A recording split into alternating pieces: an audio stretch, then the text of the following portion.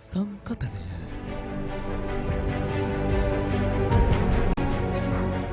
සම්මා සම්බුත්සන්නයි සුපින්නත් ඔබ සෑම සියලු දෙනාට.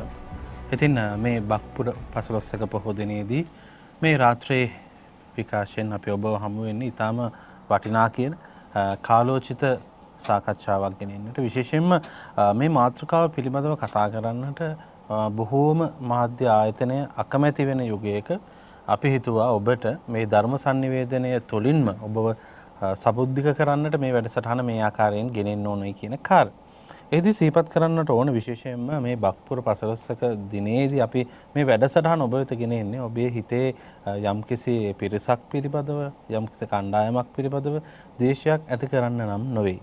ඔබව සබුද්ධික කිරීමේ අරමුණින්මයි මේ හා සම්බන්ධව අපේ නිරෝගීකම රැකගන්න, එහෙම නැත්නම් අපි නිරෝගීව ජීවත් වෙන්න කොයි ආකාරයෙන්ද අපි පෙරගැසෙන්නට ඕනේ, ඒ නිසා බැහැල කළ යුතු දේ මොනවද, අපේ ජීවිතයට ලබාගත යුතු දේ මොනවද කියන කාරණේ පිළිබඳව අපි අද ඊටාම වටිනා කියන මාතෘකාවක් ඔස්සේ ඔබට මේ සාකච්ඡාව දියත් කරන්නට බලාපොරොත්තු වෙනවා. අපි අද කතා කරන්නේ අපට ඊටාම බද්ධ වූ මාතෘකාවක් සම්බන්ධයෙන්. ඔබට විතක හිතෙන්නට පුළුවන් මේ මාතෘකාව කොහොමද අපේ ජීවිතවලට බද්ධ වෙන්නේ කියන කාරණේ. මිනිසා උපතේ ඉඳලම එහෙම නැත්නම් තිමිටිගේ ඉඳලා අපි කිරිවලට හරි ලැබී මව් කිරෙන් එහෙම නැත්නම් මව් කිරි වලින් ලබා ගන්නා පෝෂණය තුළින් අපි සංවර්ධනය වර්ධනය වෙනවා වගේම ඉන්න අනතුරුව අපි මේ කිරිපිටි කියන සංස්කෘතියකට හුරු වෙනවා. අපි උපතෙන් අරන් එන දෙයක් නම් නොවේ, නමුත් පසු කාලීනව ඒ අත්‍යවශ්‍ය සාධකයක් බවට වර්තමානයේ පත්ව තිබෙනවා. මෙහි තිබෙන්නා වූ අහිතකර තත්ත්වය, එහෙම නැත්නම් මේවායේ තිබෙන්නා වූ පෝෂකයන් පිළිබඳව විවිධ මත, විවිධ කරුණු කාරණා මෑත භාගයේදී ඔබට දැන කියා ගන්නට ලැබුණා. ඒ නිසාවෙන්ම ඇතැම් උදවිය මේක ප්‍රතික්ෂේප කරන්නටත් යොමු වුණා. කොහොම වුණත් අද දවසේ ඔබව සබුද්ධි කිරීමේ ආරමුණින් අපි මේ සාකච්ඡාව දියත් කරන්නට සූදානම් වන්නේ. අපි ඉතින් ඊට උවමනාවෙන් මේට වැඩම කරවා ගන්නට යෙදුනා මහනුවර ලංකාතිලක රජමහා විහාරවාසී වේයන්ගොඩ රත්නශ්‍රී විවේකාශ්‍රමාධිපති පරිවේනාචාර්ය අවසරයි අපට නම කියන්නට පූජනීය නීතිගම චන්දිම ගෞරවනීය ස්වාමින් වහන්සේ, අවසරයි අපේ ස්වාමින් වහන්සේ. සාදු. ඒ වගේම අද දවසේ අපි කදවා ගන්නට යෙදුනා මේ පිළිබඳව කතා කරන්නට සුදුසුම, මේ පිළිබඳව ලංකාවේ හඬක් නගපු, වර්තමානයේත් මේ ක්‍රියාන්විත ඉදිරියට රැගෙන යා යුතුයි, බලපෑම් කළ යුතුයි කියන චින්තනයේ ඉඳලා අපිව පෝෂණය කරන්නට, රටේ ජනතාව පෝෂණය කරන්නට, නිරෝගී කරන්නට නිරන්තරයෙන් වෙහෙසෙන රජයේ වෛද්‍ය නිලධාරීන්ගේ සංගමයේ ගරු සභාපති විශේෂඥ වෛද්‍ය අනුරුද්ධ පාදනීය මැතිතුමන්, ඔබතුමන් ආයුබෝවන් කියලා පිළිගන්නවා. ආයුබෝවන්. ඒ වගේම රටේ සිදුවෙන ආගමික ව්‍යසනයක්, සාසනික ව්‍යසනයක්, ඒ වගේම ජාතික ව්‍යසනයක් තුළදී එතුමාගේ නීති ඇස ක්‍රියාත්මක කරන නිරන්තරයෙන්ම, ඒ වගේම තමන්ගේ දැනුම තුළින් ශාසනය ආරක්ෂා කරගත යුතුයි කියලා ඉතා හොඳ බැදීමක්, ශක්තියක් තමන්ගේ ජීවිතය කරගනිමින් එතුමා වර්තමානයේත් බෞද්ධ නාලිකාව සමග දියත් කරමින් සිටිනවා. අපි නිරන්තරයෙන්ම එතුමාව ඇසුරු නිසුරු කරන්නේ එතුමාගේ හිතේ තියෙන ශ්‍රද්ධාභාවය සහ එතුමා අපට දක්වන ලෙන්ගතුකම නිසාවෙන්. ඒ නිසා අද දවසේ අපි ඉතාම ගෞරවයෙන් යුතුව පිළිගන්නවා ජනාධිපති නීතිඥ ප්‍රශාන්ත ලාල් දාල්ලිස් මැතිතුමන්. ඔබතුමන් ආයුබෝවන් කියලා පිළිගන්නවා. අපි කැමති අපේ හාමුදුරුවනේ ප්‍රථමයෙන්ම මම ඔබ වහන්සේගෙන් දැනගන්නට, මේ වගේ වැඩසටහනක් බොහෝ දෙනෙකුට හිතන්නට පුළුවන් බෞද්ධ නාලිකාවට ගැලපෙන්නේ නැහැ, මේක නෙමෙයි කරන්නට ඕනේ, ධර්මයේ විසුරුවා හැරීම පමණයි කරන්නට ඕනේ කියන කාරණා.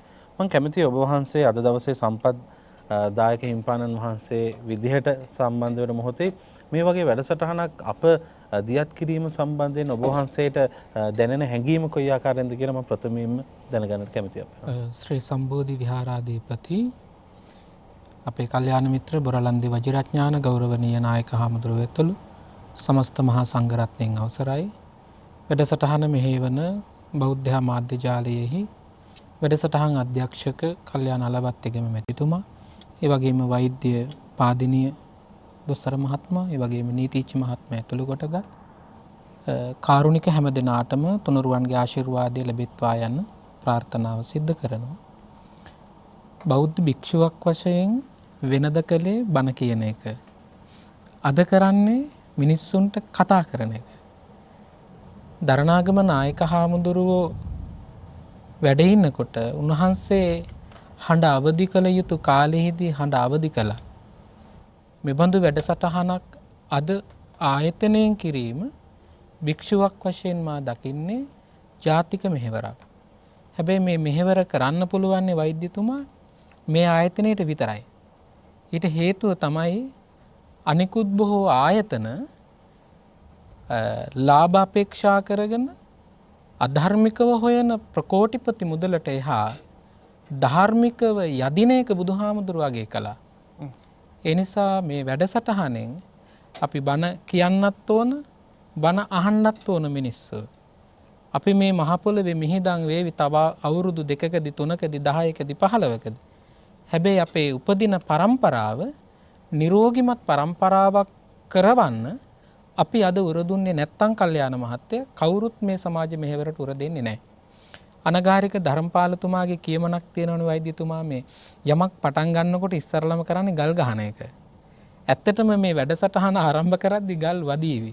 වදින හැම ගලක් තුලම අපේ හිතට ගන්න ඕන ශක්තිය තමයි මල් ළඟ යම් ඵලයක් තියෙන නිසායි සමාජයේ මට ගලක් ගහන්නේ.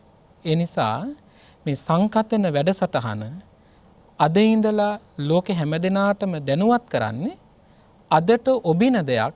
හැබැයි හෙට પરම්පරාව පිළිබඳව හිතලා. ඒ නිසා නායකයෙක් කියලා කියන්නේ සමාජයක් විසින් පත් කරන කෙනෙක් නෙවෙයි. නායකයෙක් කියලා කියන්නේ වර්තමානයේ තුල ධාර්මිකව සහ යථාර්ථවාදීව ජීවත් වෙමින් නොදකින සිහිනයක් ගැන නොව සැබෑ කරගත හැකි සිහිනයක් කෙරෙහි වීරයවන්තව ගමන් කරන්නයි නායකයෙක් වෙන්නේ. බෞද්ධ මාධ්‍ය ජාලය කරන්නේ ඉබඳු නායකත්වය. ඒ තමයි ලාභයක් බලාපොරොත්තු නොවි අපේක්ෂා නොකොට මේ පින්වන්ත රටේ ඉපදුණු අපේම මිනිස්සුන්ට පමණක් නොව ලෝකයේ සියලුම මානවයාට නිරෝගී සම්පතේ ඇති වටිනාකමයි මේ කියලා දෙන්නේ. ඒ මම භික්ෂුවක් වශයෙන් දකිනවා ජාතික මෙහෙවරක් සියලු දෙනාම ගරු කළ යුතුයි, සියලු දෙනාම වැළඳගත යුතුයි. මේ වැඩසටහන නරඹන රාජ්‍ය නායකයෙක් උපදේශකවරයෙක් සිටිත් නම් ඔහු මේ දැනුවත් කිරීමට සුදුසු අයට දැනුවත් කිරීමක් කරන්නේ නම් එදාට වෛද්‍ය පාදිනී මහත්මයාට, නීතිඥතුමාට, වැඩසටහන් අධ්‍යක්ෂක ඔබතුමාට සහ මට සැනසුම් සුසුම් හෙලන්න පුළුවන් අපි ගත් උත්සාහය සාර්ථකයි කියලා. ඒ නිසා මේ ගෙවන තප්පරේ තවත් කාලයක් නොවේ ඔබේ දරුවාගේ අපේ අනාගතයේ ඉරණම ලියන කාල පරාසය. ඒ සඳහා ඉදිරිපත් වීම තුනුරුවන්ගේ ආශිර්වාදයෙන් ප්‍රාර්ථනා කරනවා යහපත් සමාජයක් නිර්මාණය කරන්න, නිරෝගිමත් සමාජයක් නිර්මාණය කරන්න, ගුණවන්ත සහ සත්පුරුෂ සමාජයක් නිර්මාණය කරන්න උපකාර වෙත්වා යන ප්‍රාර්ථනාව සිද්ධ කරනවා. බොහොම පිං අපේ හැමදෙරනේ මේ ආශිර්වාදයෙන් අද දවසේ අපි මේ සංකතන මණ්ඩපය මේ ආකාරයෙන් විවර කරන්නේ. අපි කිරට හඬන දරුවෝ කියලානේ අපේ වෛද්‍යතුමනි අපි බොහෝ සෙයින් හඳුනන්නේ. අපි පොඩි කාලේ අපේ අම්මලා කිව්වේ කිරට හඬන්නේ කියලා. ඉතින් අපි කිරට හඬන දරුවෝ පහුකාලීනව කිරිපිටි වලට අඬන තත්ත්වයට පත් වෙලා තියෙනවා. මම කැමතියි ඔබතුමාගෙන් දැනගන්න මේ කිරිපිටි කියන දේ අත්‍යවශ්‍ය සාධකයක් බවට පත් වූයේ කවදා සිටද කියන කාරණේ පිළිබඳව ඉස්සෙල්ලාම දැන කියා ගන්න. පළවෙනි දේ තමයි අපි බලන්න ඕනේ මේ කිරි කියන්නේ මොකක්ද කියලා. ඒකට ලෝකයේ තියෙන උතුම්ම පානය මොකක්ද කියලා මව් කිරි. ඒ මව් කිරි වලින් තමයි දරුවෙක් ඉපදුනාට පස්සේ ඒ දරුවාගේ මූලික පෝෂණ කටයුතු ටික සම්පූර්ණයෙන් සිද්ධ වෙන්නේ. කෘත්‍රිමව මව් කිරි වලට සම දෙයක් නිෂ්පාදනය කරන්න කොහෙත්ම බෑ. මොකද මව් කිරි කියන්නේ ජීව පදාර්ථයක්. ජීව පදාර්ථයක් කියන්නේ එහි ප්‍රෝටීන් සංයුතිය, කාබෝහයිඩ්‍රේට්, මේද, ලවණ, විටමින ප්‍රශස්ත මට්ටමින් ඒ අම්මගේ ඒ දරුවට ගැළපෙනම මට්ටම් වලින් තියෙන එක පළවෙනි කාරණේ. දෙවෙනි කාරණේ තමයි ඒ මවගෙන් දරුවට මේ කිරි වලින් අසාත්මිකතාවයක් එන එක වෙන්නේ නැති පැත්ත. අනිත් එක තමයි තියෙන වැදගත් දේ තමයි ඒ දරුවා ජීවත් වෙන පරිසරයේ තියෙන විස බීජ ටිකට අම්මත් මුණ දෙන නිසා අම්මගේ ඒ වෙනකොට ප්‍රතිදේහ හැදිලා තියෙනවා. ඒතර ජීව ප්‍රතිදේහ මේ මව්කිරි හරහා දරුවට දෙන හින්දා ඉන්න පරිසරයේ විස බීජ වලින් ආරක්ෂාවක් සැලසෙන මේ ප්‍රතිදේහ ගැන දැන් අපේ මේ කොරෝනා කාලේ නිසා යම් කිසි තේරුමකුත් බොහෝ අයට තියෙනවා. ඒ එන්නත් දීලා ගන්නා වූ ප්‍රතිදේහ ටික මවගෙන් නිරන්තරයෙන්ම දරුවට ලැබෙනවා. දරුවට පැහැදිලි ආරක්ෂාවක් සැලසෙනවා. ඒ විතරක් නෙමෙයි ජීව සෛල මේ මව්කිරි හරහා යනවා. සාමාන්‍ය ජීව සෛල අපිට බෝතලයක දාලා පැකට් කරලා දෙන්න බෑනේ. ඒක අම්මගෙන් ඒ මට්ටමෙන් යනවා. අනිත් එකේ උණුසුමත් එක්ක කිරි යන්නේ.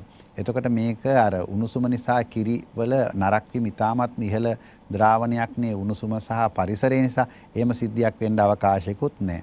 අනික අම්මගේ අපි හිතමු හැමෙම විස බීජයක් තියෙනවා කිරි උරණ ප්‍රදේශයේ කියලා.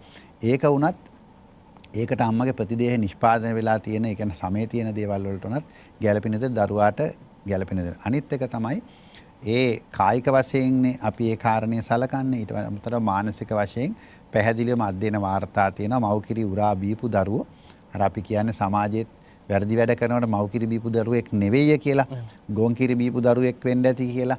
එතකොට දරුවාගේ බුද්ධිය ප්‍රඥාව පමණක් නෙමේ දරුවාගේ මේ පසුකාලීනව හැසිරීම කියන එක. ඒ කියන්නේ තමන් සමාජ විරෝධීව හැසිරෙන සමාජයට යහපත් විදිහට වැඩදායී විදිහට ප්‍රඥාවෙන් වැඩ කිරීමේ ශක්තිය ධෛර්යය සියල්ල එකතු කරලා කැටි කරලා දෙන ස්වභාවිකව නිෂ්පාදනය වෙන ඊටමත් ඉහළම ආහාරය තමයි මව්කිරි. අනික අම්මා දුප්පත්ද පෝසත්ද කියලා ભેදයකින් තොරව අම්මාගේ තියෙන පෝෂණ ගුණය කියන සැලකීමකින් තොරව දරුවට මේ මව්කිරි ලැබෙනවා. දැන් කෙටියෙන් කියනවා නම් දැන් ඒඩ්ස් හැදිච්ච මව්වරු ඉන්නවනේ.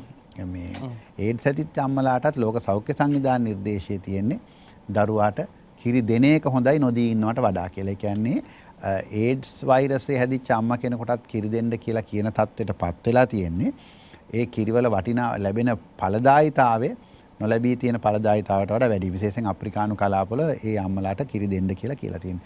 බොහෝ දියුණු රටවල් වල ඒඩ්ස් වලින් වළක්වා ගැනීම සඳහා මේ ෆෝමියුලා කියන වර්ගවලට යනවා. එතකොට මේ ෆෝමියුලා කියන වර්ග ගැන බොහෝ අය හිතන් ඉන්නේ ෆෝමියුලා කියන්නේ කිරි කියලා. ඒ සමාගම් කියන්නේත් නෑ වට කිරි කියලා. ඒවා ෆෝමියුලා. ෆෝමියුලා කියන්නේ සිංහලෙන් කියනවා නම් යම්කිසි සූත්‍රයක් නේ යම්කිසි රසායනයක් කීපයක් ගොනු කරලා හදපු ඒ ෆෝමියුලා කියන්නේ සූත්‍ර කියලා අපිට කියන්නේ ඒ සූත්‍රයකට එකතු කරපු දෙයකට තමයි ෆෝමියුලා කියලා කියන්නේ. එතකොට ඒකට මේ පිටිකිරි කියන්න පුරුදු වෙලා තියෙන අපි තමයි. මේකද අපිට හැඟීමක් එනවා මේ අපි බොන්නේ කිරි జాතියක් කියලා. නමුත් ඒ සමාගම්වත් කියන්නේ නැහැ මේක කිරි జాතියක් කියලා. ඊට අමතරව මේකේ නීතිමය පැත්ත ගත්තත් 1991 ගැසට් පත්‍රයෙන් පිටිකිරි කියලා එකක් හඳුනාගන්නේ නැහැ. එතකොට ඒ ගැන මම හිතන්නේ අපේ නීතිඥතුමා පැහැදිලි කරලා විස්තර කරලා දෙයි. එතකොට මව්කිරි. එතකොට කිරට හඬන දරුවා කියන කෙනා කොච්චර කාලයක්ද කිරට හඬන්නේ? සාමාන්‍යයෙන් ලෝක සෞඛ්‍ය සංවිධානයේ නිර්දේශ ඉස්සරලා තිබ්බ මාස 4ක් දක්වා වතුරවත් දෙන්නේ නැතුව මව්කිරි පමණක්ම දෙන්න කියලා. දැන් ඒක මාස 6 දක්වා දීර්ඝ කරලා තියෙනවා. මාස 6න් පස්සේ දරුවට මව්කිරි සහ අනිකුත් ආහාර කියන දෙකම පාවිච්චියට යන්නට පුළුවන්. අවුරුද්දෙන් පස්සේ දරුවා මව්කිරි බිවට වැරද්දක් නැහැ. නමුත් වැඩිහිටි ආහාරයට සූදානම් වෙච්ච දරුවෙක් තින්නේ. ඒක නිසා ඒ ආහාරයට යන්න පුළුවන්. එතකොට මට මතකයි ළමා රෝග විශේෂඥ වෛද්‍ය අපේ මහාචාර්ය ළමාබද්ද සූරිය සනත් ළමාබද්ද සූරිය මහත්මයා මම එක්කම වැඩසටහනකට සම්බන්ධ වෙලා කිව්වා ලෝකේ වැඩිහිටියෙක් වුණාට පස්සේ කිරි බොන එකම සතා මනුස්සයා කියලා. වෙන සත්තු බැරි වෙලා හරි වැඩිහිටියෙක් වෙලා කිරි බිව්වොත් එහෙම ඒක ඔබතුමාලගේ නාලිකාව කෙසේ වෙතත් මේ වාණිජ නාලිකාවල විශේෂයෙන් එක පෙන්නන මේ ප්‍රවෘත්ති මාතෘකාවක් බවට පත් වෙනවා. ඒක නිසා අපි මව්කිරි කියන එක අවශ්‍යයි. ඒක කොයි තැනට වෙනකන්ද අවශ්‍ය. ඊළඟට ඉස්සර තිබ්බේ කිරට හඬන දරුවෙකුට යම් කිසි විදිහකට මව්කිරි නැති වුණා නම් ඒ දවස්වල කලේ කිරි මව්වරු ගමේ හිටියා. වෙන මවක් කිරි දෙනවා. දැන් අපි දන්නා අපේ බුදුරජාණන් වහන්සේටත් ප්‍රජාපති ගෞතමිය මව දවස් 7න් මේ ගියාට පස්සේ අපි ඒකෙන් තා ඒ දවස්වල පිටි කිරිවත් මේ ෆෝමියුලාවත් තිබ්බේ නෑනේ. ඒ වගේම අපි අහලා තියෙනවා මේ ආචාර්ය සේනක බිබිලේ මහත්මයාටත් එහෙම ගමේ මව්වරු කිරි දුන්නා කියලා. එතකොට එහෙම තමයි තිබ්බේ. මේ ඒඩ්ස් කියන බීතිකාව ගෙන්නලා ඒ මව්කිරි බීම නතර කරලා ඒක තමයි මම කියන්නේ මේක ලෝකයේ පුරාම සිද්ධ වෙච්ච දේ. ඒ තුලින් මව්කිරි කියන එක වෙනකොට මේ යම් කිසි විදිහක මවට කිරි දෙන්න නැත්නම් හරි කිරි දෙන්න ප්‍රමාණය අඩු නම් හරි කිරි දීමේ අපහසුතාවයක් තියෙනවනම් මේ සඳහා අපි මේ ෆෝමියුලා වලට යා යුතුයි කියන මතවාදය ඇවිල්ලා තියෙනවා. ඒකෙදී අර වෙන අම්මා කෙනෙක්ගෙන් කිරි දීම වැනි දේවල් සාධාරණීකරණය කිරීමට අපි අපොහසත් වෙලා තියෙනවා. හැබැයි මාචාර්ය ළමාබද්ද සූරිය මහත්මයාම කියනවා ඉස්සර අපේ ගම්වල හිටපු අනිත් අම්මා කෙනෙක් කිරි දීම තමයි සිද්ධ වුනේ. ඒක නිසා ගමේ අම්මලා හැම දරුවටම අම්මා කෙනෙක් වුණා. අපි කතා කරන්නේත් එම ලොකු අම්මා, පුංචි අම්මා, ඒ විදිහට අපි කතා කරන්නේ කිරි අම්මා. එහෙම හැමෝටම මේ අම්මා කියන හැමෝගෙම දරුවෝ කියන සංකල්ප විශේෂයෙන් බෞද්ධ සංකල්පය තුළ මේ නාම රූප සංකල්පය යටතේ එක අම්මා කෙනෙක්ගේ කුසයෙන් ආවට අපි හැමෝගෙම දරුවෝ කියන සංකල්පේ නැත්තම් අපේ ඊළඟ පරම්පරාව ගෙනියන අපේ වාසනාවන්ත සම්පත කියන දරු සම්පත කියන අදහසකින් බලපුවාම අපේ තිබ්බේ ඒ සංස්කෘතික උරුම වල ඉතාමත්ම වටිනා සංකල්පයක් තියෙන අද කිරට අරිනාම්මට ගොන් කිරි පියවීම සිද්ධ වෙනවා. ඉතින් මේක අවශ්‍යයටත් පොනවා වගේම අවශ්‍ය නැති අයට පෙවීම සඳහා දැඩි ප්‍රවර්ධනයක් සිද්ධ වෙනවා. ඒ ආවරණය කර ගැනීම සඳහා තමයි අපි කටයුතු කළ යුත්තේ. ඒ වගේම තමයි වැඩිවිටි අවුරුද්ද පැනපු දරුවන්ට විවිධාකාර නාමකරණයන් වලින් පිටිකිරි පෙවීම කියන එක දැඩි වාණිජ ව්‍යාපාරයක් තුළින් මම හිතන්නේ ලොකු සෞඛ්‍යයට තර්ජනයක් විතරක් නෙමේ ආර්ථික සහ සමාජීය සියලු අංශ වලින් තර්ජනයක් වන ආකාරයේ කටයුත්තක් හැටියට තමයි අපි දකින්නේ. බොහොම පැහැදිලි. මං හිතන්නේ ඔබට මේ ක්‍රමවේදයන් කොයි ආකාරයෙන්ද සමාජයට ආකර්ෂණීය වුණේ කියන කාරණය පිළිබඳව ඉතාම මනාව අපේ වෛද්‍යතුමන් පැහැදිලි කර දෙන්නට යෙදුණා. අපි කැමතියි අපේ ජනාධිපති නීතිඥ ප්‍රසන්තලාල් දල්ලිස් මැතිතුමා වෙත යොමු වෙන්නට. ඔබතුමා නිරන්තරයෙන්ම ජාතිය පිළිබඳව ඉතාම හොඳ හැඟීමකින් කතා කරන නිසා මේ වැඩසටහනට ආරාධනා කරනකොටම ඉතාම උවමනාවෙන් උනන්දුවෙන් ඔබතුමා මේ ආරාධනාව පිළිගත්තා. ඉතින් මේ වටිනා කියන මාතෘකාවක මම ඔබතුමාගෙන් අද දවසේ ප්‍රථමයෙන් දැනගන්නට කැමතියි ආහාර සඳහා නීති සම්පාදනය වුණේ කොයි කාලෙද කියන කාරණය. අපි දන්නවා අපි ස්වයංපෝෂිත අර්ථක්‍රමයේ යටතේ එකිනෙකා හුවමාරු කරගනිමින් තමයි අපේ ආහාර රටාව සම්පූර්ණ කරගත්තේ. හැබැයි පහුකාලීනව නීති අවශ්‍ය වුණා. කොයි කාලෙද නීතිතුමනි මේ අපට මේ නීති අවශ්‍ය වුණේ ආහාර සඳහා හඳුන්වා දුන්නේ කොයි විදිහටද කියලා දැනගන්නට කැමතියි. කල්යාණ 1980 අංක 26 කියලා තමයි ආහාර පනත කියලා එකක් එන්නේ. ඊට පෙර අපේ ලංකාවේ එම ආහාර පනතක් කියලා එකක් තිබුණේ නැහැ. අපි පොඩ්ඩක් ඉතිහාසයට ගියොත් 1948න් පස්සේ නිදහසෙන් පස්සේ අපි දකින්න 70 77 අපේම ස්වයංපෝෂිත ආර්ථික ක්‍රමයක් තමයි තිබුණේ. ඒක දේශපාලන වශයෙන් හරිද වැරදිද කියන එක නෙවෙයි. නමුත් අපි විසින්ම නිෂ්පාදනය කරපු අපේ රටේම ස්වයංපෝෂිත ආර්ථික ක්‍රමයක් 70 74 රාජ්‍ය කාලේ තිබුණා. ඊපස්සේ 77න් පස්සේ අපි ගෝලීයකරණයට යනවා. ඒ කියන්නේ නිදහස් ආර්ථික ක්‍රමය මේ වගේ ලෝකයට විවෘත වෙනවා. එතකොට අපේ ලංකාවට විවිධ ආහාර වර්ග ඒ වගේ ආහාර කියන එක ස්වයංපෝෂිත ක්‍රමයෙන් ඔබට යනවා. ඒ නිසා තමයි 1980 ඒ කියන්නේ අපි 77 නිදහස් ආර්ථික ක්‍රමයෙන් අවුරුදු 3කට පස්සේ තමයි මේ ආහාර පනත කියලා ගේන්න සිදු වෙන්නේ. එතකොට 80 ගෙනාවට පස්සේ 1991 සංශෝධන කියනවා. මොකද මේ අත්දැකීම් එක්ක 1991 දී සිද්ධ වෙනවා යම් යම් සංශෝධන ගේන්න. එක විශාල සංශෝධන ප්‍රමාණයක් ආහාර පනතටම 1991 දී එනවා. මොකද මේ අතර වාරයේදී ගැසට් පත්‍ර නිකුත් වෙනවා. මොකද පනතකින් කරන්නේ නීතිය හදන එක පමණයි. නීතියේ ඇටසැකිල්ලක් හදනවා විතරයි. පනතකින් පාර්ලිමේන්තුවට සියලුම දැනුමක් නැහැ. විශේෂඥ දැනුමක් නැහැ. හැම දෙයකටම පනවන්න. ඒ නිසා අනුනීතිය එහෙම නැත්නම් රෙගුලාසි හදන්නේ ඒ විශේෂඥයෝ ඒ අදාළ අමාත්‍යාංශ මගින් ඒ කාර්ය දිගටම සිද්ධ වෙනවා. ඒතකොට 91 දී 1991 දී සංශෝධනයක් එනවා. ඊට පස්සේ 2001 හරියට 10න් 10ට නැවත වරක් සංශෝධනයක් එනවා. ඒකෙදී මේ ආහාර පනතෙන් එනවා මේ ආහාර පිළිබඳ උපදේශක කමිටුවක් කියනවා. ඒ කියන්නේ ෆුඩ් ඇඩ්වයිසරි කමිටි කියලා ඉංග්‍රීසියෙන් කියන්නේ. ඒක සංයුතිය වෙනස් කරනවා 2001 දී. ඒ රටට ගැලපෙන විදිහට ඒක බොහොම සාධනීය ප්‍රායෝගික ක්‍රමයක්. ඒක හොඳ ප්‍රගතිශීලී සංශෝධනයක්. ඒ විදිහට තමයි ආහාර පනත වෙනස් වෙන්නේ. පනත පාර්ලිමේන්තුවෙන් වෙනස් වෙන්නේ. මේ හා කාල සීමා පරාසය තුල ආහාර සම්බන්ධයෙන් රෙගුලාසි අදාළ ඇමතිතුමන් විසින් හදලා ඇට තියෙන ඇට සැකිල්ලට මස් පුරවන එක තමයි නීතියක් විදියට දිගින් දිගටම සිද්ධ වෙලා තියෙන්නේ. මම ඔබතුමාගේ ඒත් එක්ක අහන්න කැමති විශේෂයෙන් මේ ආහාර නිෂ්පාදන සඳහා එහෙම නැත්නම් ආහාර සඳහා ඇත්ත වශයෙන්ම නීතියක් අවශ්‍යමද කියන කාරණේත් ඔබතුමාගෙන් දැනගන්න කැමති මේත් එක්ක. එතෙන්දී කල්යාණ නීතිය තියෙන්නේ මොකද්ද කියන ප්‍රශ්නය මතුවෙනවා. එහෙම. ඒ කියන්නේ දැන් අපි නීතියක් නැත්තම් ඕනම කෙනෙකුට වල්බూరు නිදහසක් ඕනම දෙයක් කිරීමේ නිදහසක් එනවා. එතකොට නිදහස් ආර්ථික ක්‍රමයක් එක්ක ඕනෑම ආහාර ලංකාවට ආනයනය කරනවා. එතකොට මේ අපේ වෛද්‍ය පාදනීය මහත්මයා කිව්වා වගේ මේකට සුදුසු ආහාර නුසුදුසු ආහාර මේ ලංකාවට ආනයනය කිරීමේ හැකියාවක් තියෙනවා. ඒකෙදී මේ ආහාරවල තියෙන සුදුසුකම ඒකේ ප්‍රමිතීන් ඒ වගේ දේවල් බැලෙන්නේ නැහැ. එහෙමනම් මේක අපි ප්‍රමිතීන් හදන්න වෙනවා, ඒක නියාමනයක් කරන්න වෙනවා. ඉතින් ඒ නිසා අනිවාර්යයෙන්ම විවෘතාර්ථික ක්‍රමයක් තියෙනවා නම් සහ සදාචාර සම්පන්න නොවන රටක් වෙනවා නම් මිනිස්සු රුපියල් සත මස්තේම හබා යනවා නම් අපේ බෞද්ධ ආර්ථික ක්‍රමයට පටහැනි වෙමින් රුපියල් සතවලට පමණක් ආවේනික වෙච්ච ආර්ථික ක්‍රමයක් යනවා නම් කල්යාණ අනිවාර්යයෙන්ම නීති අවශ්‍යම වෙනවා.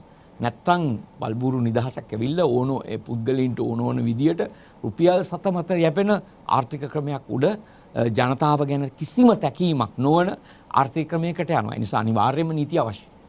බොහොම පැහැදිලි. ඊළඟ වටේදී මම බලාපොරොත්තු වෙනවා ඒහා සමානම ගැටලුවක් ඉදිරිපත් කළා මේ ඔබතුමා ඉතා හොඳ තැනකට ගෙනාවා. ඒ කියන්නේ ආහාර නිෂ්පාදනය සඳහා නීතියක් අවශ්‍ය වන්නේ ඇයි සහ නීති අවශ්‍යයි කියන තැනටම ආවනේ.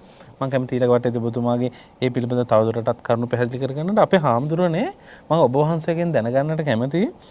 බුදුහාමුදුරුවෝ ආහාර ප්‍රතිපදාවක් හුරු කරා. ගිහි සමාජයට, පැවිදි සමාජයට වෙනම වූ ප්‍රතිපදාවක් හුරු කරා. මම කැමතියි ඔබ වහන්සේගෙන් අද දවසේ මේ වැඩසටහනේ මේ මොහොතේදී මේ දේ පිළිබඳව පැහැදිලි කරගන්න හේතුව මීළඟට අනුරුද්ධ පාදිනේ මැතිතුමාට යොමු වෙන්නට කලින් ඔබ වහන්සේගෙන් යමක් මතු කරගන්න තිබෙනවා. ඒ නිසා බුදුන් වහන්සේ දේශනා කර ආහාර ප්‍රතිපදාව පිළිබඳව දැනගන්නට කැමතියි. බුදුහාමුදුරුවෝ ආහාර ප්‍රතිපදා වර්ග දෙකක් උගන්වනවා. එකක් තමයි පැවිදි අයට එක ආහාර ප්‍රතිපදාවක් සහ ගිහි අයට තවත් ආහාර ප්‍රතිපදාවක්. පැවිද්දෙකුට ආහාරය ලබනකොට බුදුහාමුදුරුවෝ මතක් කරනවා නවංච වේදනං න උප්පාදෙස්සාම යාත්‍රාච මේ භවිස්සති අනවජ්‍යතාච පාසු විහාරෝ චාති. බවුන් වඩන යෝගාචාරී තැනැත්තා ආහාරය ගන්නේ නවංච වේදනං න උප්පාදෙස්සාමි නව වේදනාවක් අටගන්න ආහාර නොගැනීම නිසා ඒ නැති කර ගැනීමටමයි ආහාරය නැත්නම් පිණ්ඩපාතේ උන්වහන්සේ ගන්න. හැබැයි ගිහි අයට බුදුහාමුදුරුවෝ ප්‍රතිවේක්ෂා කරලා ආහාර ගන්න කියලා නැහැ. ගිහි අයට බුදුහාමුදුරුවෝ ගන්නලා තියෙන්නේ හැබැයි අර නොකටයුතු වෙළඳාම් අතර උගන්වනවනේ මස් වෙළඳාම, අවිආයුධ වෙළඳාම. ඒතර බුදුහාමුදුරුවෝ එතනදී පැහැදිලි කරනවා ගිහියෙක් වශයෙන් ආයු, වර්ණ, සැප, බල, ප්‍රඥා කියන සම්පත් පහ ආහාරයත් එක්ක ලැබෙනවා. ඒ ලැබෙන පහමයි හොයාගෙන ආහාරයට ගන්න ඕනේ නැත්තේ. හැබැයි ඒක පැවිද්දටත් අර ආහාර වේලෙම තියෙනවා. නමුත් ඒකට ගිජු වෙන්න එපා කියන එකයි බුදුහාමුදුරන්ගේ ආහාර ප්‍රතිපදාව තුළ තියෙන්නේ.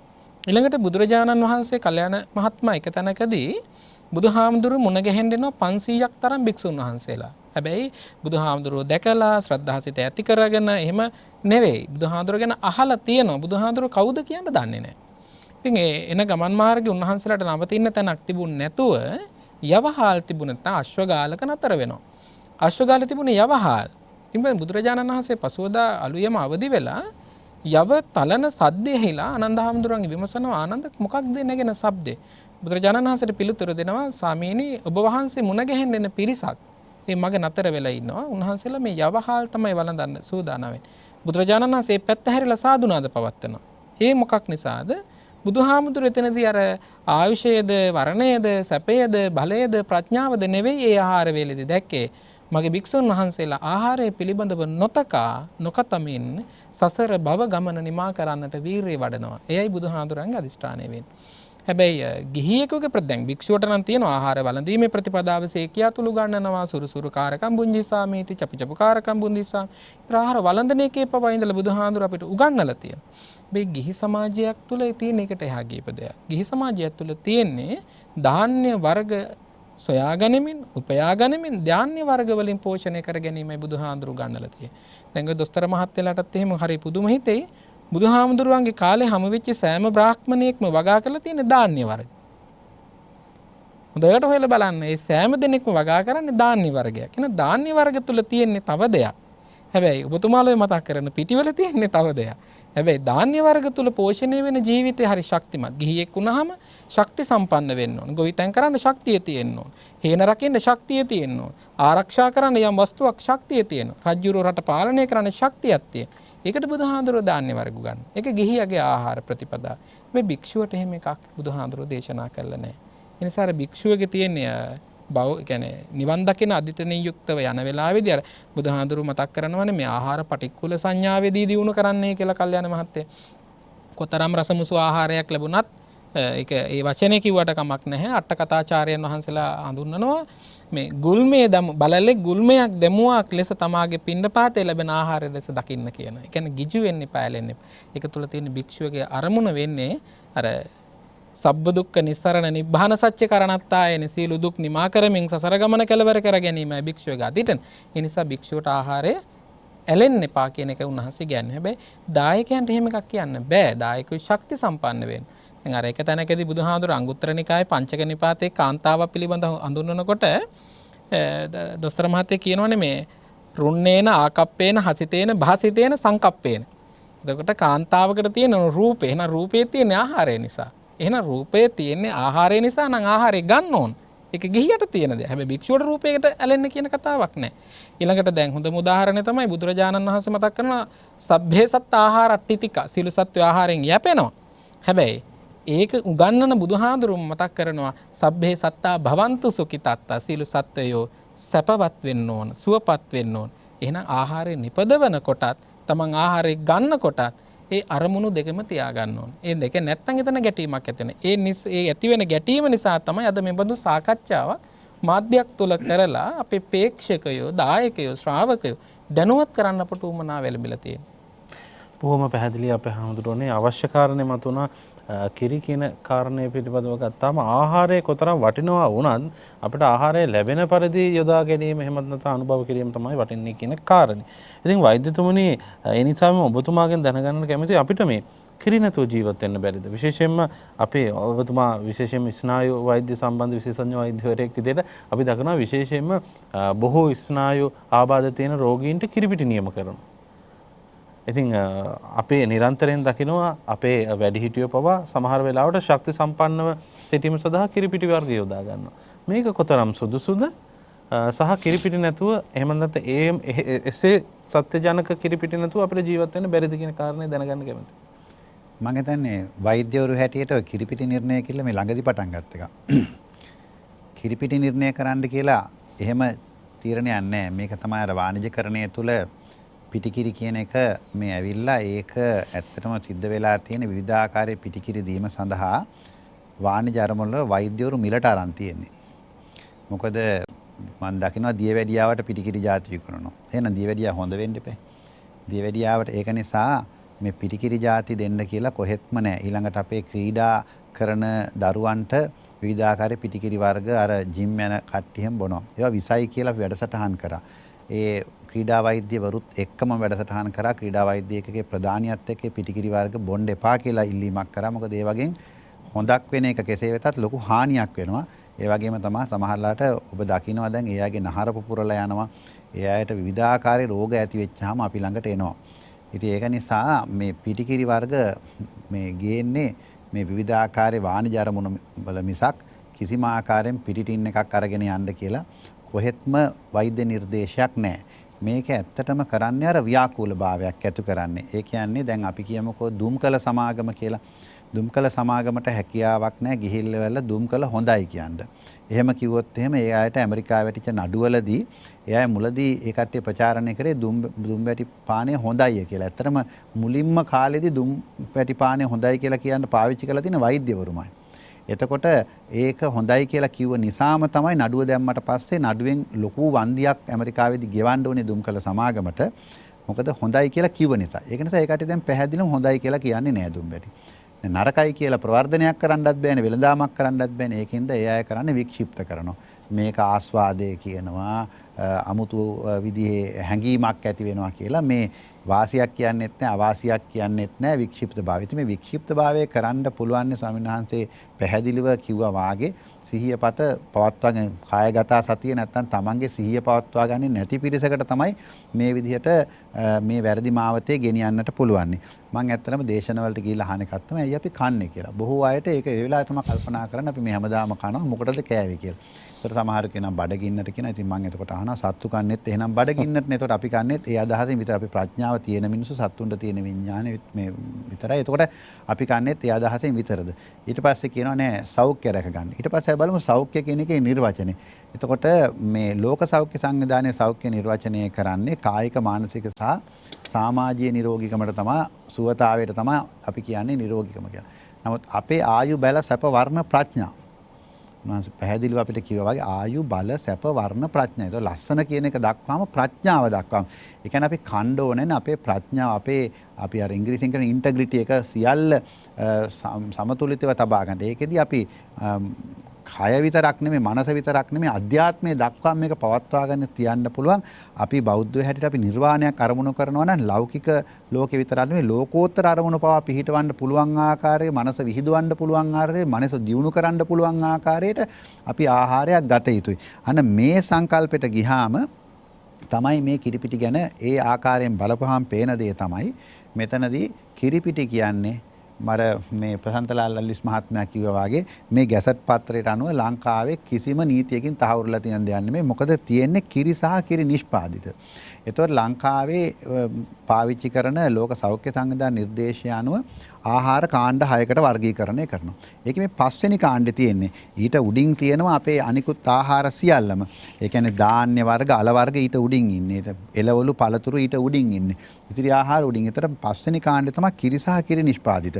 ඒතර කිරි සහ කිරි නිෂ්පාදිත කියන 1991 රේණුකා හෙරත් මහත්මිය සෞඛ්‍ය ඇමතිනිය හැටියට ගහපු ගැසට් එකේ කොහෙවත් නැහැ පිටි කිරි කියලා එකක්. එතකොට මම මේක ඔය කිව්ව මේ ෆුඩ් ඇඩ්වයිසරි කමිටු එකේදී නැත්නම් ආහාර පිළිබඳ උපදේශන දෙන කමිටුවේදී මං ගිහින් ඇහුවා ඕ කට්ටිය ඇයි මේ පිටි කිරි කියන එක මේකේ නැතුව දෙන්නේ කියලා. අපි කොහෙද කියලා තියෙන්නේ මේවට කිරි කියලා. අපි දෙන්නේ ෆෝමියුලා කියලා කියනවා. ඒක නිසා පැහැදිලිවම අපි පත්‍රිකාත් හදලා ඉදිරිපත් කරලා තියෙනවා. අපි ඒකෙන්ද මේක නීති බැරි නම් ඕනෙම පැත්තකින් අපි මේ අඩන්තේට්ටම් කළාට අපි කියලා තියෙනවා පිටි කිරි කියන්නේ රසායනයක් මිසක් ඒකේ කිරි කියලා જાතියක් ඇත්තේ නැහැ. හුඟක් පිටි කිරි ඇත්තටම ගවයෙක් දැකලවත් නැහැ. ඒ ගවයෙක් දැකලවත් නැහැ කියලා කියන්න අපිට සාක්ෂි සහිතව කියන්න පුළුවන්. ඉතින් මේකේදර ඔබ කියවාගේ පිටි ටින් වලට අපිව එක්තරා කාලයකදී වාණිජ අරමුණු මත පිහිටවල අපිව ඇබ්බැහි කරලා තිනවා පිටි කිරි බොන්න. සමහරවිට උදේ කිරි වීදුරුවක් බිව්වේ නැත්නම් මේ Tamanට අවශ්‍ය අනිකුත් දවසේ කටයුතු කරගන්නට බෑ කියලා මානසිකත්වයකට ගිහින් තියෙනවා. නමුත් අපි බැලුවොත් අපි අතීතේ අපි සාමාන්‍ය ගෙවල් වල ගවයෙක් ඇති කරගත්තා කියන එක මේ පෙරදිග ආර්ථික ක්‍රමයේ තිබ්බ දෙයක්. ඒක නිසා කිරි බැහැර කරපු જાතියක් කියලාම කියන්න අපි ඒක වැරදි වෙන්න බල. මොකද අපි ගවයෙක් ඇති කරගත්තේ කිරි ගන්නම නෙමෙයි. අපි සතාගේ ගොම ගත්තා, දරුව හරක් පැටිය එක සෙල්ලම් කරා, කරත්තෙට බැඳලා පන්සලුත් ගියා. ඒක මේ අර සම්පූර්ණ සංස්කෘතියක් ගවයෙක් ගෙදරක ඇති කරා කියන එක අනිත් එක අපි හරක් මරපු જાතියක් නෙමෙයි. රොබර්ට් නොක්ස් පැහැදිලිවම කියන අපි සත්ව ඝාතනය කරපු જાතියක් නෙමෙයි. හරක මැරිච්චාම මේ ඌටත් මිනිස්සෙකුට වාගේ සමහරු සලකන ගානට අපි ගරු කරපු සත්වෙක් හැටියට කියලා. අපි ගත්තාම ඉන්දියාව ගත්තොත් එහම හරකට වඳින ගානටම ගිහිල්ලා තියෙනවා. ඉතින් ඒක නිසා මේ පෙරදිග සංස්කෘතිය තුළ ගවයා කියන සතා අපි ස්වභාව ධර්මයේදී ඒ ගවයාව පාවිච්චි කළා. ඒකෙදී අපි කිරි මුදවලා මී කිරි ඒ වගේ දේවල් අපි පරිභෝජනය කරා. එතකොට අපිට කිරි පිළිබඳ සංස්කෘතියක් තිබ්බ බව ඇත්ත. නමුත් මෙන්න මේ සංස්කෘතිය පාවිච්චි කරලා බෑ අබ්බැහි වෙලා හිටියේ නෑ. ඒ සංස්කෘතිය පාවිච්චි කළා තමයි මේ කට්ටියලා මේ පිටිකිරි අපිට දීලා තියෙනවා. පිටිකිරි දෙන්න ප්‍රධාන හේතුව හැටියට අපිට දක්වන්නේ මේක ප්‍රෝටීන් ප්‍රභවයක් කියලා. එතකොට මෙන්න මෙතන තමයි රැවටිල්ල එන්නේ. දැන් මම මේකෙදි මේ පත්‍රිකාවෙම පැහැදිලිව දාලා තියෙනවා ප්‍රෝටීන් ගන්න නම් කිරි ගන්නේ අපි ප්‍රෝටීන් අපිට හම්බෙන්නේ ග්‍රෑම් 1.9යි මේ කිරි වලින්. හොඳලා 3 දක්වා ප්‍රමාණයක් තමයි හම්බෙන්නේ ග්‍රෑම් 100කින්. හැබැයි අපි මුරුංගා ග්‍රෑම් 100කින් අපිට හම්බෙනවා ප්‍රෝටීන් ග්‍රෑම් 27ක්. එහෙනම් අපේ වැටේ හදාගත්ත මුරුංගා ගහකින් ඕනම දේශගුණ කර්කශ පරිසරයකට මොන දෙන එකේ අපිට ප්‍රෝටීන් ප්‍රභවයක් හැටියට ඒක පාවිච්චි කරන්නට පුළුවන්. ඒ විතරයි දියුල් වල ග්‍රෑම් 7ක් තියෙනවා. කොස් ඇටවල තියෙනවා ග්‍රෑම් 7ක් ප්‍රෝටීන්. ඉතින් එතකොට පැහැදිලිවම පේනවා අපිට ප්‍රෝටීන් ප්‍රභවයක් හැටියට නෙමෙයි. ඒ විතරක් නෙමෙයි අපි පාරම්පරික සහල් නිස්සර පරිභෝජනය කරේ පාරම්පරික සහල් වල ප්‍රෝටීන් ග්‍රෑම් 12ක් තියෙනවා. ඒතර අපි මේ කිරි අභිභවාගිය ආහාර සංස්කෘතියක් වහන්සේ කිව්වා වගේම අපේ ධාන්‍යවල අර කිව්ව බමුණ වැව්වේ ධාන්‍ය කියලා ධාන්‍යවල මං කියන්නේ පාරම්පරික ධාන්‍ය අපි කරපු දේශීය දැන් මේ විවිධාකාරයේ මේ ජාන විකෘති කරලා එන ඒව මේ ධාන්‍යවල සහල් වල ප්‍රෝටීන් ප්‍රමාණය එකෙන් භාගයක්වත් නැහැ. ඒ අය ජාන විකෘති කරලා ප්‍රමාණය වැඩි කරලා තියෙනවා. නමුත් ගුණාත්මක වාය පිරිහිලා තියෙනවා. ඒක නිසා මේක ප්‍රෝටීන් ප්‍රභවයක් ලෙස.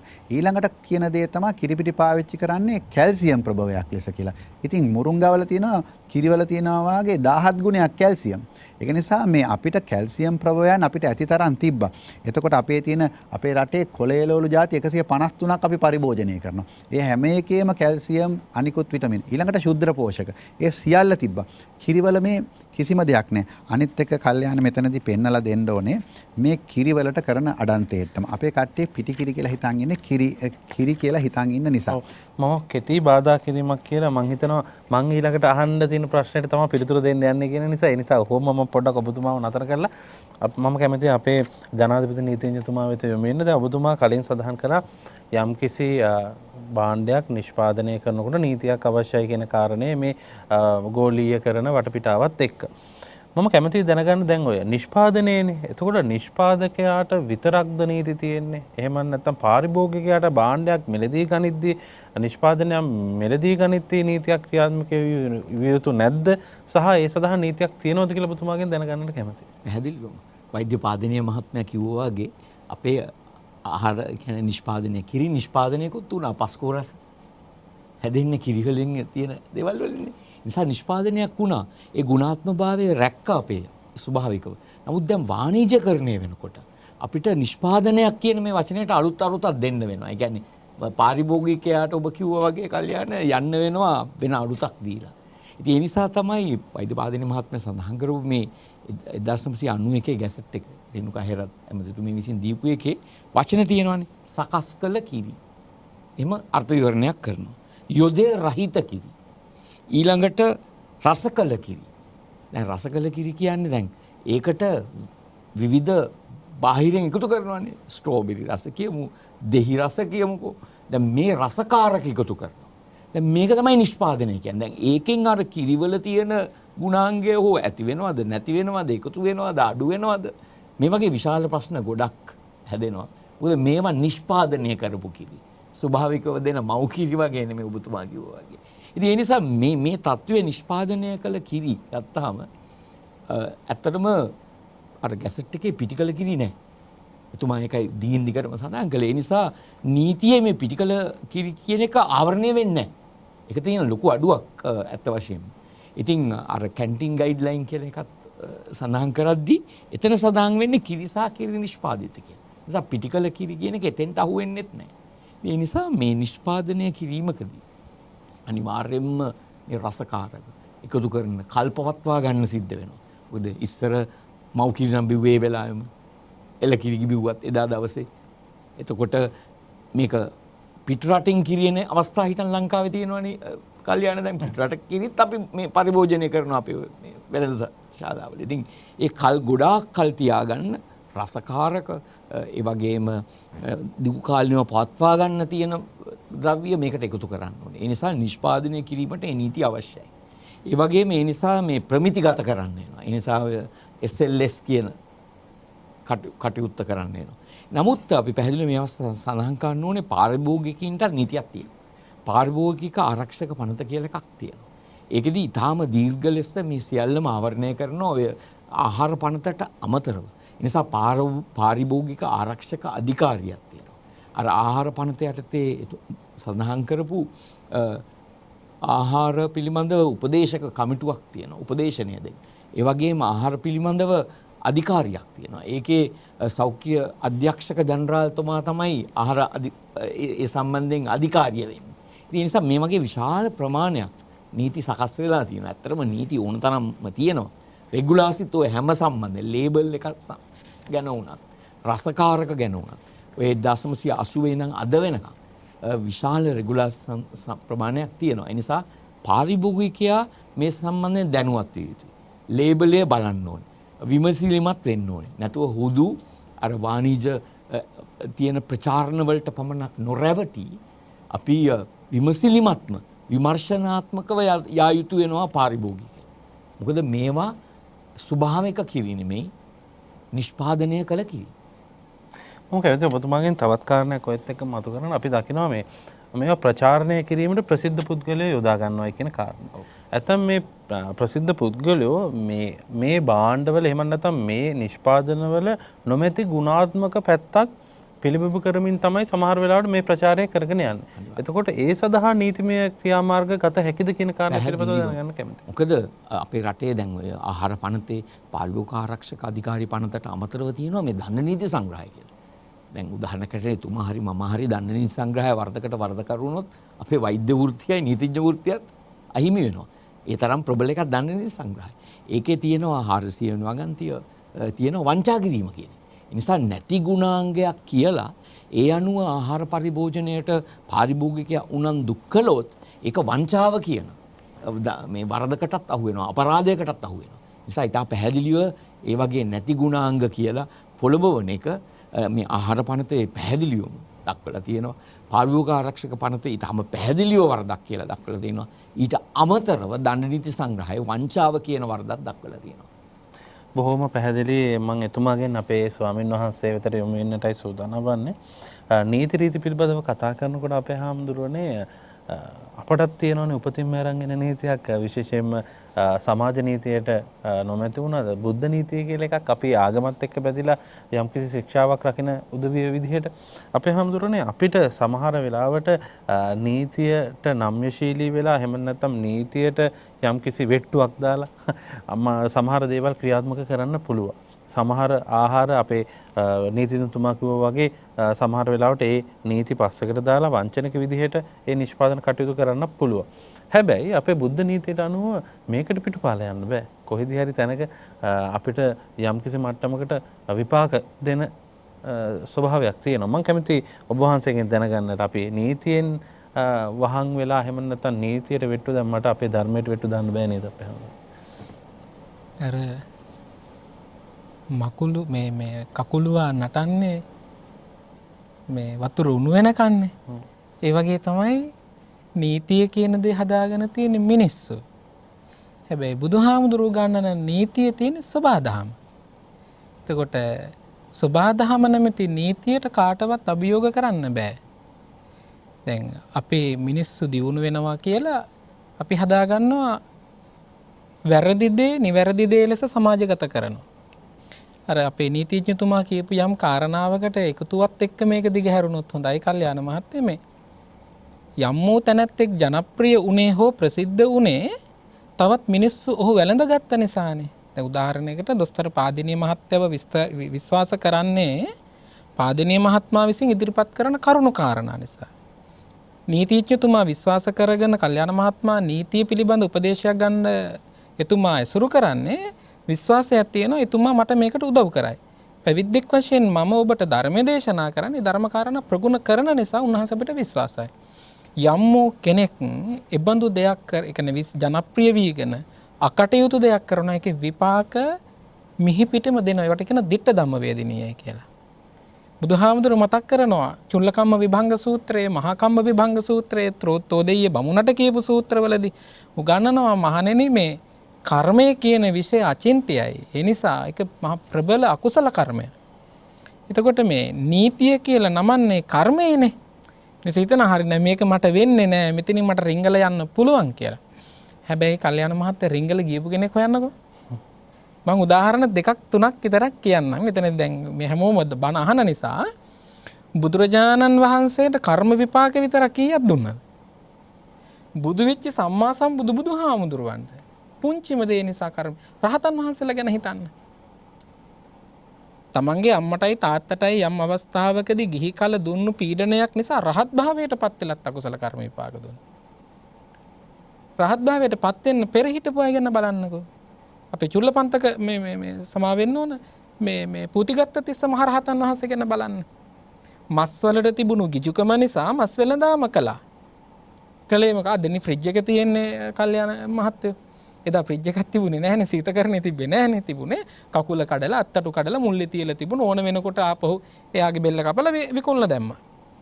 අකුසල කර්ම විපාක බලන්න. බුදු කෙනෙක් තමන්ගේ ගිනිහල් ගෙට වැඩලා ගිනිහල් ගෙට කියන්නේ කුස්සියට ඇවිල්ලා පැන්ගුණු කරන සැලියතාල උන්වහන්සේම පැන්ගුණු කරන භාජනයේ තියලා උණු වතුරෙන් උන්වහන්සේගේ ඇඟ දෝවණය කරලා උන්වහන්සේ කරදරාගෙන හිටපු සිවුර බුදුහාමුදුරුවන්ගේ සිවුර රහත් උත්තමයට දීලා එච්චර සැලකුවත් ගතේ තිවිච්ච විඩාවට එහෙනම් නීතියට වෙට්ටු දැම්මට වැඩක් වුණාද? වැඩක් වුණේ නැහැ. ඊළඟට හිතන්නකෝ දැන් හරි බුද්ධ නීතිය කියන එක දැන් අපි අහලා තියෙන දැන් බුද්ධ කියන වචනේ අයින් කරන්නකො. සබාධමේ නීති හිතන්නකො.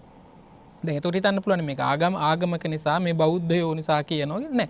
අපි වචන දෙක අතාරලා අනිත් පැත්තට එන්නකො. දොස්තර මහත්තයාට ඉන්නේ එකම සම්පත පුත්තාවත්තු මනුස්සානන්නේ. දොස්තර මහත්තයාට හිඟා කන්න පුළුවන්. දරුවන්ට කරදරයක් වුණා. කල්යාණ මහත්තයාට මහපාරේ ඉල්ල ගන්න පුළුවන්. මගේ පුතා උසුව කිසాగෞතමයා මකලේ ඒක. කොහොමද දැන් මෙතුමල කියන දේ වෛද්‍ය විද්‍යාවෙන් ඔප්පු කරනකොට කොහොමද උදේට තමන්ගේ දරුවට වහ එක කලවම් කරන්නේ? ඇඟේ හිරි වැටෙන්න එපා. මේ මරාගන්නේ මගේ දරුවනේ. මගේ ශරීරයේ ලස්සන නෙමෙයිනේ මට ඕන. අපේ අම්මලා ඉස්සර අර දොස්තර මහත්තයලාගේ අපේ අම්මලාගේ වයසයි ගත්තාම අපේ අම්මලා කය ගැන හිතුවේ නැහැනේ කල්යනායි මහත්තයා. ඕන දුකක් අම්මට විඳින්න පුළුවන්. හේන කරන්නත් පුළුවන්. පැල රකින්නත් පුළුවන්. කුඹුරු කොටන්නත් පුළුවන්. හැබැයි අද දරුවට මාස දෙකේදී කිරි නවත්තලා මෙතුමා කියන විදිය මෙතුමලා කියන මතක් කරන වෛද්‍ය විද්‍යාවට අනුව වහ වීදුරුවක් උදේට කලවම් කරලා දීලා කොහොමද කියන්නේ මට ඉන්න එක ලොකුම සම්පත මගේ දරුවයි කියලා. ඒ සබාධමේ නීති අනිත් පැත්තට දෙන විදිහ බලන්න. ඒ දරුවා මාපව එකේට තුරුළු කරගෙන කිසాగෞතමේ බුදුහාමුදුරුවෝ හොයාගෙන ගියා වගේ පිළිකාරෝහලට යන්න වෙනවා. මේ අනුන් වපුරපු දේ නෙමෙයි. තමන් වපුරපු දේ තමන් නෙලනවා. මේකට කාටද පුළුවන් විරුද්ධ වෙන්නේ? නෑ කවුරුත් එතනදී බේර ගන්න එන්නේ. තමන්ම වපුරුවා නම් තමන් නෙලා ගන්න ඕන. ඒ නිසා මේ කර්මය නැත්තම් අපි කරන නරක දේවල් තවත් කෙනෙකුට පවරන්න බෑ. තවත් කෙනෙකුට දායාද කරන්න බෑ. කම්මස්ස කෝමේ කම්ම දායාදෝ කම්ම බන්දු කම්ම පටිසරණෝ යං කම්මං කරිස්සාමි කල්යාණං වා පාපකං වා තස්ස දායාදු භවිස. කොහොමද වස්සෙක් උනත් දොස්තර මහත්තයා වැස්සි පැටව දැම්මහම ඒ පැටියගේ අම්මනේ එළදෙන. ඇයි අම්මනේ? එතකොට පුතා බලාගෙන කල්යාණ මහත්තයා හිතන්න ඔබතුමා බලාගෙන ඉන්නේ නැද්දී ඔබතුමාගේ අම්මගේ කිරි ටික තවත් කෙනෙකුට දෝල දෙනකොට එයාගේ මොනවද ඔළුවෙන් නිකුත් වෙන්නේ? තරහව, ද්වේෂය, වෛරය, පරිගැනීම. මට පුළුවන් දෙයක කරන් ඉන්න. ඒ පැටිය බලන් ඉන්නකොටම තනබුරුලට මැෂින් එක හයි කරලා සුදු පාට කිරි කියලා බොනකොට එන්නේ රතු පාට රුධිරේනේ. මේ බෞද්ධ සංස්කෘතියක් එක්ක නැගිටින අපි කොහොමද ඒක දකින්නේ? ඒක හිතන්න කොහොම හිතක්ද තියෙන්නේ? මගේ දරුවාගේ කිරි ටික තවත් අපේට ඇඟපත හයිය තියෙන්න පුළුවන්, ධනයෙන් වෙන්න පුළුවන්, බුද්ධියෙන් වෙන්න පුළුවන්, ශක්තියක් වෙන්න පුළුවන්. හැබැයි ඔහු වෙනුවෙන් කොතනද නීතියක් ලියවෙන්නේ? මගේ අම්මා මට අයිති කිරි ටිකයි මේ ගෙන්නේ. හැබැයි හියුමන් රයිට්ස් තියෙන මිනිස්සුන්ටනේ. ඒ පැටික්ක වෙනුවෙන් ලියවෙන නීතියක්. ඒක හදලා තියෙන සබාධමෙන්. බුදුහාඳුරේ නිසානි මතක් කළේ මේ යෝදණ්ඩේන හිංසති. බුදුහාමුදුරු මතක් කරනවා කිසිම කෙනෙක් දඬුවමකට කැමති වෙන්නේ නැහැ. සබ්බේ තසන්ති දණ්ඩස්ස සබ්බේ භායන්ති මච්චුනෝ. සියලුම දෙනා දඬුවමට බයයි. එහෙනම් මගේ අම්මට දඬුවම් කරනවට මම කැමති නැහැ. එහෙනම් කිරි ටික ගන්නෙ කිරි නෙමෙයිනේ. කිරියයි උපකල්පනය කරමින් සමාජය රවට්ටන ඒ වෙලඳන්නේ පවා හදනකොට තියෙනවා කුලා කූට මාන කූට කංශ කූට. හොරට කිරන්නත් බෑ, හොරට මනින්නත් බෑ, හොර දේවල් වෙලඳාම් කරන්නත් බෑ. බුදුහාමුදුරු ගන්නනවා අපිට. එහෙම සංස්කෘතියක් එක්ක නැගිටපු අපිට මට අර දොස්තර පාදිනී මහත්මයා යන්න හිතෙන එකම තැන තමයි මේ අර ඌව වෙල්ලස්ස සටනේදී සුද්ධ හරි ලස්සන කියමනක් කිව්වා කල්යාණ මහත්මයා. දැනට වැඩ ඉන්න මල්ලතු මහා විහාරයේ අනුනායක හාමුදුරුවෝ නියංගොඩ විජේසිරි අනුනායක හාමුදුරුවෝ දේශනාවකට ඇවිදින් කියනවා අපේ රටේ මිනිස්සු ෆෝමියුල බිව්වේ නැති නිසා සුද්ද කඩුව උස්සලා බෙල්ලට කොටනකොට කඩුව ආපහු ඈතට විසික්කුණාලු. කැපුණු බෙල්ල උඩට උස්සලා කියනවලු හයියෙන් අල්ලගෙන ඕකෙන් කොටපන් මගේ බෙල්ල දෙකට වෙන්න. කිව්වේ ඉතිපිසෝ භගවරහං සම්මා සම්බුද්ධ. මේ ශක්තිය ආවේ අනුන්ගේ දේවල් අරගෙනවත් අනුන්ගේ දේවල් වැළඳගෙනවත් වහ කාලවත් නෙවෙයි අපේම රටට අනන්‍ය වෙච්ච බෞද්ධ සංස්කෘතියක් තුළ මිනිස්සු නීතියට නෙමෙයි බය වුනේ. නීතියට කවුරුත් බය වුනේ මිනිස්සු බය වුනේ කර්මයට. බොහොම පැහැදිලි අපේ හැමතුනේ අපේ පැය 24 පුරාවටම ඔබ වහන්සේලා වැනි උතුම් ස්වාමින් වහන්සේලා උදෙසා මේ ධර්මය ප්‍රචාරය කරන යන ගමන් මෙවැනි වූ කරුණුත් ඔබට ගෙනහැර දක්වන්නේ ඔබේ ජීවිතයට මේවා ශක්තියක් කරගන්නට ඕන නිසාවෙන්මයි. වෛද්‍යතුමනි ඔබතුමා නතර කරපු තැනින් පටන් ගන්න අවසරයි. මගේ තවත් ගැටලුවක් ඔබතුමාට ඉදිරිපත් කරනවත් එක්කම. ඒ තමයි දැන් කිරිපිටි හා සම්බන්ධ නිෂ්පාදනවල වර්තමාන තත්ත්වය ගත්තහම මම හිතන්නේ ආයතන 20කට 25කට වැඩි ලංකාවෙම තියෙනවා මේ කිරි ආශ්‍රිත නිෂ්පාදන අපේ වෙළඳපොළට දාන උදවිය. ඒ වගේම තමයි මම හිතන්නේ වැඩිම පරිභෝජනයක් සිදු කරන රට විදිහට දෙවෙනියට සිටින්නේ ලංකාව කියන කාරණා ඔබතුමා මේ සාකච්ඡාවට පෙර ආතුව අපිව දැනුවත් කරා. ඒ කාරණාත් එකතු කරගෙනම ඔබතුමා නතර කරපු තැනින් ආරම්භ කරන්න අවසරයි. පළවෙනි දේ සමා මම හිතන්නේ සයින්හන්ස කියපු කාරණේ තාමත්ම වැදගත්. මේ අම්මා කෙනෙක් දරුවෙකුට මෛත්‍රිය අපි දෙමව්පියන්ට කියන්නේ බ්‍රහ්මයෝ කියන සතර බ්‍රහ්ම විහරණ ප්‍රගුණ කරනකොට මෛත්‍රියනේ පළවෙනි දේ. ඒකට මෛත්‍රියෙන් යුතුවද අපි දරුවට කැම දෙන්නේ කියන එක අපි කල්පනා කරන්න ඕනේ. ඒ ප්‍රඥාව අපිට තියෙනවද කියලා. මේක වැඩිනායකතුමත් එක දවසක් අපි එක තිබ්බ මේ ආයතනෙ ප්‍රති වැඩසටහනකදී කිව්වා. අද අම්මා කෙනෙක් දරුවෙකුට කෑමක් දෙනකොට සත්තු කෝටි කීයක් මරලා දේ බත් පිඟාන හදන්නේ කියලා. අපි වැද්දෝ වෙලා එක සතෙක් මරනකොට අපි බඩදරු සතෙක් මරන්නේ නැහැ. අපිට තියෙනවා යම්කිසි ආචාර ධර්ම පද්ධතියක්. ඒ සතා එක සතයි අපි මරන ඔබතුමන්ලා ඉගෙන වැද්දෝ අපිද ඔබතුමන්ලාද කියලා කල්පනා කරන්න කියලා කුසල ධම්ම හාමුදුර වැඩ ඉන්න කාලේ තිබ්බ වැඩසටහනකදී කිව්වා. එතනදී මම කියන්න අවශ්‍ය එක සංවේදී කාරණයක් මම ස්නායු වෛද්‍යවරයෙක්. මම පිළිකා ප්‍රතිකාර කරන එක නෙවෙයි කියන්නේ. නමුත් පසුගිය දවස් 14 තිස්සේ ඊයේ 15 වෙනි දවසට දිනපතා මම මොලේ ගෙඩියක් දරුවෙක්ගේ හොයාගත්ත එක්ක පුද්ගලිකාංශ එක්ක රාජ්‍යාංශේ මම මගේ ළඟ මගේ දුරකථනයේ තියෙනවා ඊයේ ඩයග්නෝස් කරපු දරුවගේ දරුවෝන්ගේ මේ වගේ හිසේ ගෙඩි එන්න බෑ පිළිකා එන්න බෑ. එතකොට මම දිනපතා පිළිකාවක් අපි හඳුනා ගන්න තත්ත්වයට මේ ස්නායු වෛද්‍යවරයෙක්පත් වෙනවා කියන්නේ. ඒක තමයි කියන්නේ ඉස්සර මහරගම් පිළිකා රෝහලට එක රෝගියෙක් සතියට ආපු පිළිකා රෝහල අද දවසකට 78ක් ලියාපදිංචි කරනවා දවසකට 38ක් මැරෙනවා. ඉතින් ඒක නිසා මේ පිළිකා වාගේ දේවල් වැඩි වෙලා තියෙන්නේ. අපි බලන්න අවශ්‍ය එදා හිටපු gedara budun අම්මද අද ඉන්නේ අපි මේ තියෙන දුරකථනවල නැත්තම් මේ තියෙන රූපවාහිනිය නිසා මේ වාණිජරලට අහු වෙලාද අපි දරුවට කැම දෙන්නේ කියලා. ඒක නිසා මේ කිරි කියලා දෙන්නේ වස කියන එකයි මේකේ මේ අපිට මේ මතු කරන්න ඕනේ කාරණේ. ඇයි අපි එහෙම වස කියලා කියන්නේ හේතු සහිතවද? ඔව්. දැන් මේ කිරි කියලා දෙන එකේ අපි මේ බලන්න කිරිවල තියෙන්නේ මම කියන්නේ ගවයාගෙන් ඇත්තටම ගන්න කිරිවල තියෙන 87ක් වතුර. ඒකේ ඝන කොටස් දෙකට බෙදුවම ඝන කොටස් වල තියෙනවා ලැක්ටෝස්, මේදේ සහ ප්‍රෝටීන්.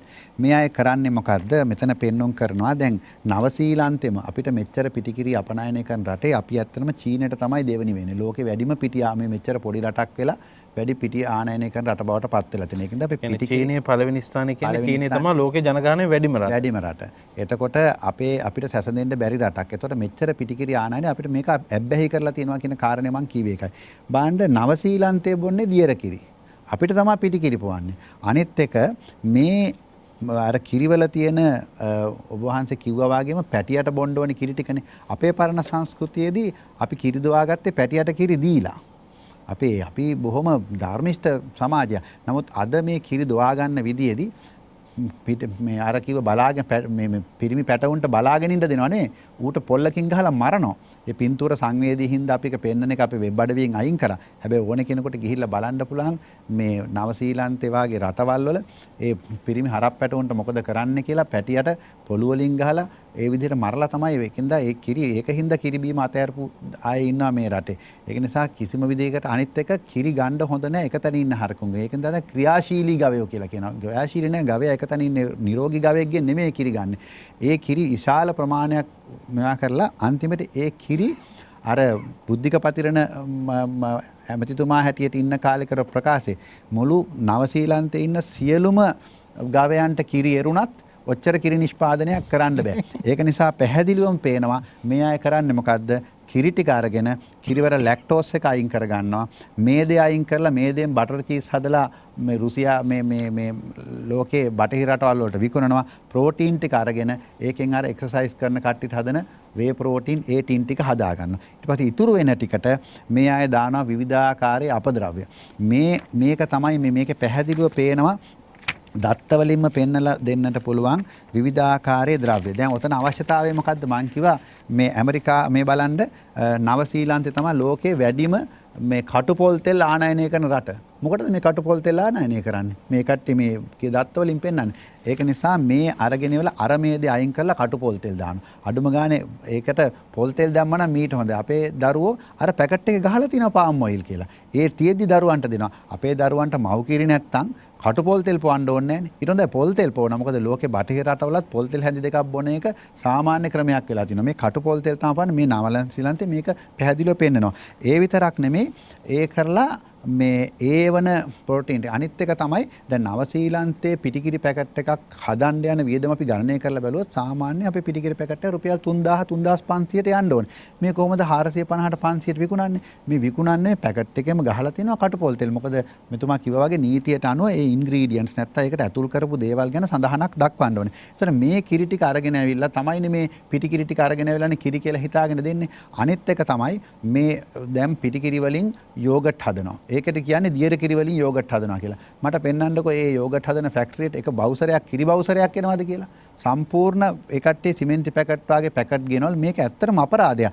මේක අපි හිතුවේ ඇත්තටම මේ තත්ත්වය යටතේ මේක පොලිසිය විසින් විමර්ශනය කරොත් අපරාධයක්. ඒ පැකට් මේ කලවම් කරලා යෝගට් කියලා හදලා මේ සමාගම් දෙනවා. ඒක නිසා මෙතනදී කල්යාණ කියන්න ඕනේ කාරණේ තමයි උන්වහන්සේ ඉතාමත් පැහැදිලිව කිව්වා වාගේ මම ඉල්ලා සිටිනවා අර ජීනොසයිඩ් කන්වෙන්ෂන් එක කියවන්න කියලා. මේ 1940 ගණන් වල අගභාගයේ සමූල ඝාතන ව්‍යුහයක් ගැන කතා කරලා තියෙනවා. ඒකෙදි මට හිතෙනවා ලෝකේ අර නිරෝගිකම අයින් කරලා සමූල ඝාතනය කිරීමේ අරමුණකින්ද දන්නේ මේ බිලියන් 50ක් 60ක් ලංකාවේ සල්ලි වේදම් කරලා ලංකාවේ මුදලුත් මේකෙන් එළියට යනවා. ඒ විදිහට මේ පිටිකිරි අපිට ජනගත කරලා තියෙන මිනිස්සුන්ට මේ අපි ඉස්සර බෙලිමල් ඒ විවිධාකාරයේ ටික්ක පානයන් එවැනි පානයන් පාවිච්චි කරලා නිරෝගීව හිටපු જાතියක් අපි. අද ඊට අමතරව දියබත් උදේට ගත්තා. ඉතින් කට්ටියට උදේට අවශ්‍ය නම් අර පාරම්පරික සහල් වලින් කෑම උයන ගෙදරකදී උදේ වෙනකන් ඒ දංකුඩේ නරක් වෙන්නේ නැහැ. හැබැයි අද තියෙන මේ ජාන විකෘති කරපු ආහාරයේ ඒක නරක් වෙනවා. ඒකට දියබත් හදලා අපිට උදේට ගන්න පුළුවන්. ඒ වගේම තමයි බෙලිමල් වගේ පානයන් අපි එදා පාවිච්චි කරා. ඊට පස්සේ මේ තේ පානේ ආවේ. ඉතින් එහෙම හැකියාවක් තියෙද්දි මේ ඊළඟට අර කිව්වා ලෙඩෙක් බලන්න පිටිකිරි ටින් එකක් අරගෙන යනවා. මම ළඟදී දැක්කා එක අම්මා කෙනෙක් ගිහිලා තෝරලා ටින් එකක් ගත්තා. එක ටින් එකක් රුපියල් 2500 අනිත් ටින් එක රුපියල් 2000. දෙක අරගෙන යනකොට මම ගිහින් ඇහුවා මේ සුපිරි වෙළඳ සැලකදී. මං ඒවා කාටද? අම්මට ලෙඩ වෙලා කියලා. ඒ දරුවගේ බොත්තම් ටිකවත් නැහැ ෂර්ට් එකේ. එතන දුප්පත් මිනිස්සු. මේ ප්‍රචාරණය මේක ඇත්තටම අයහපත් කර්මාන්තයක්. මේක පාපගත වෙන දෙයක් මේ කරන්නේ. මේ විවිධාකාරයේ තරු කියලා හඳුන්වන පිරිස් මේවා ප්‍රවර්ධනය කිරීමට එළියට බැහැලා තමන් ක්‍රීඩා කරලා හරි සින්දු කියලා හරි නැත්නම් තමන් යම්කිසි කලා කටයුත්තක ඉහළට පැමිණියා කියලා ඒකෙන් ලබාගත් ප්‍රචාරය තුලින් මේ මිනිස්සුන්ව නොමග යැවීම කියන එක අයහපත් දෙයක්. සබ්බපාපස්ථකරණං කුසලස් උපසම්පදා කියන එකට ගැලපෙන්නේ නැති කාරණයක්.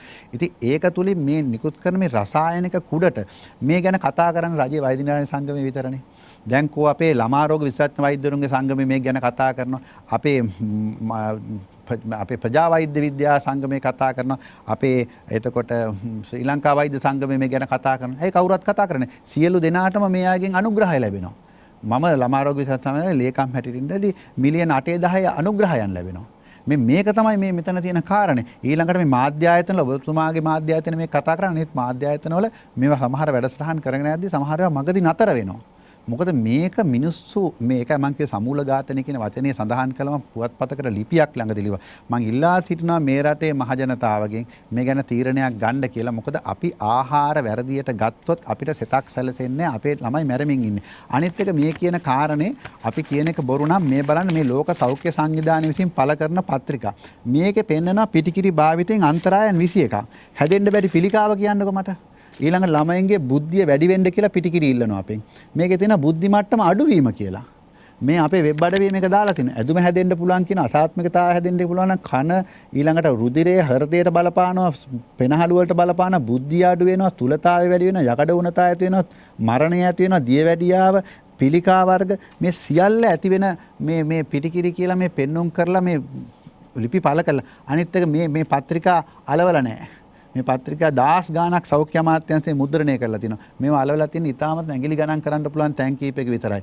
ඒකට හේතුව මොකද්ද? මේවා ගලවලා දාන්න. මොකද මේවා විශාල මුදල්. අනිත් එක බිලියන 50 ගාණක් සල්ලි උපයවුවට පස්සේ මේකේ තියෙන්නේ රසායනයක් නම් මේකේ කිරිත් නැත්තම් හරකුන්ට කන්න දෙන්නවත් මේ කට්ටියට සල්ලි ගිහිල්ලත් නැහනේ. ඉතින් මේ සල්ලි වලින් අපිව මකා දැමීමක් කරන්න. ඒක නිසා මෙතනදී ඉල්ලීමක් කරන්නට අවශ්‍යයි. මේ අපි මේ දරුවන්ගේ පිළිකා දිනෙන් දින වැඩි වෙනවා. ඉස්සර හිටපු නිරෝගී දරුවෝ ටික අපිට නැහැ. මං හිතන්නේ අපි මේක ගැන යම් කිසිද වැඩි හිටියෝ හැටියට තීරණයක් ගත යුතුයි. අපි කතිකාවක් කරගත යුතුයි මේ අද පොය දවසේදී හැමෝම එකතු වෙලා අපි මෙතනින් පස්සේ අපේ ගෙදරකට අපි පිටිකිරි ගේන්නෙම නැහැ. එතකොට ව්‍යාපාරික ප්‍රජාව වැටෙන්නේ නැහැ. ඒ අය ඒකට ආදේශ දේවල් ගෙනේ. ඒ අය සමහරවිට හාල් වලින් හාතපු කැඳගෙන. දැන් අපි දකිනවා අපි මේ පැණි බීම වලට එපා කිව්වට පස්සේ ඒ සමාගම වතුර ප්‍රවර්ධනය කරනවා. ඒ අය ඒ සමාගම් ඒක නිර්වැරදි කරගනි. අපි විද්වත්තු හැටියට අපි ඉගෙනගත්ත දේ හැටියට අපි නිදහස් අධ්‍යාපනය ඉගෙනගත්ත දේ හැටියට ඒ වගේම අපි මේවැනි පිම්බීමක ඉගෙනගෙන මේ බෞද්ධ දර්ශනයක් අත්විඳින්න හම්බෙච්ච පිනෙන් අපි කරන්න ඕනේ. අපේ වඩාගත්ත ප්‍රඥාව අපි අනිත් අයට හරි දේ කියලා දෙනවා. ඒක නිසා මම අවසාන වශයෙන් එක ඉල්ලීමක් කරනවා. මේ ගන්න හැම ටින් එකකම හැම පැකට් එකකම අර යට තියෙනවා ඒකේ තියෙන තිබෙන දේ මොනවද කියලා කියවන එක දරුවන්ට මං හිතන්නේ පන්ති වල උගන්වනවා. නමුත් ඒවා බලන්නේ නැහැ. ඒ E numbers නැත්නම් ISO numbers ඒ රසායන එකතු කරලාද නැද්ද කියන එක බලන්න. අපිට ඇමරිකාවේ CDC වෙබ් අඩවියනොත් කියන්නේ නැවුම් මෙලවලු පළතුරු කණ්ඩ කියලා. එතකොට මේ මොකද්ද අපි කරන්නේ? නැවුම් දේවල් නෙමේ විවිධාකාර රසායනයන් යොදලා අඩන්තේට්ටම් කරලා ජාන විකෘති කරපු ආහාර සංස්කෘතියකින් අපිට අයහපතක් මිසක් යහපතක් සිද්ධ වෙන්නෙම නැහැ. ඒක නිසා දරුවොත් එක්ක පැකට් කියවන්න. කියවලා බලන්න මේක අපිට සුදුසුද කියලා. එකක් මතක තියාගන්න ඕනේ මාධ්‍ය හරහා අපි මේකට ප්‍රචාරය කිරීම අපිට අපේ වෙබ් අඩවියේ මිසක් අපිට ඉතාමත්ම අමාරු කාරණයක්. අපි මේ ගහපු ලීෆ්ලට් එක මේ මුද්‍රණය කරන්න අපි මේ ආණ්ඩුවට පස්සේ රාජ්‍ය අනුග්‍රහය ඉල්ලුවා.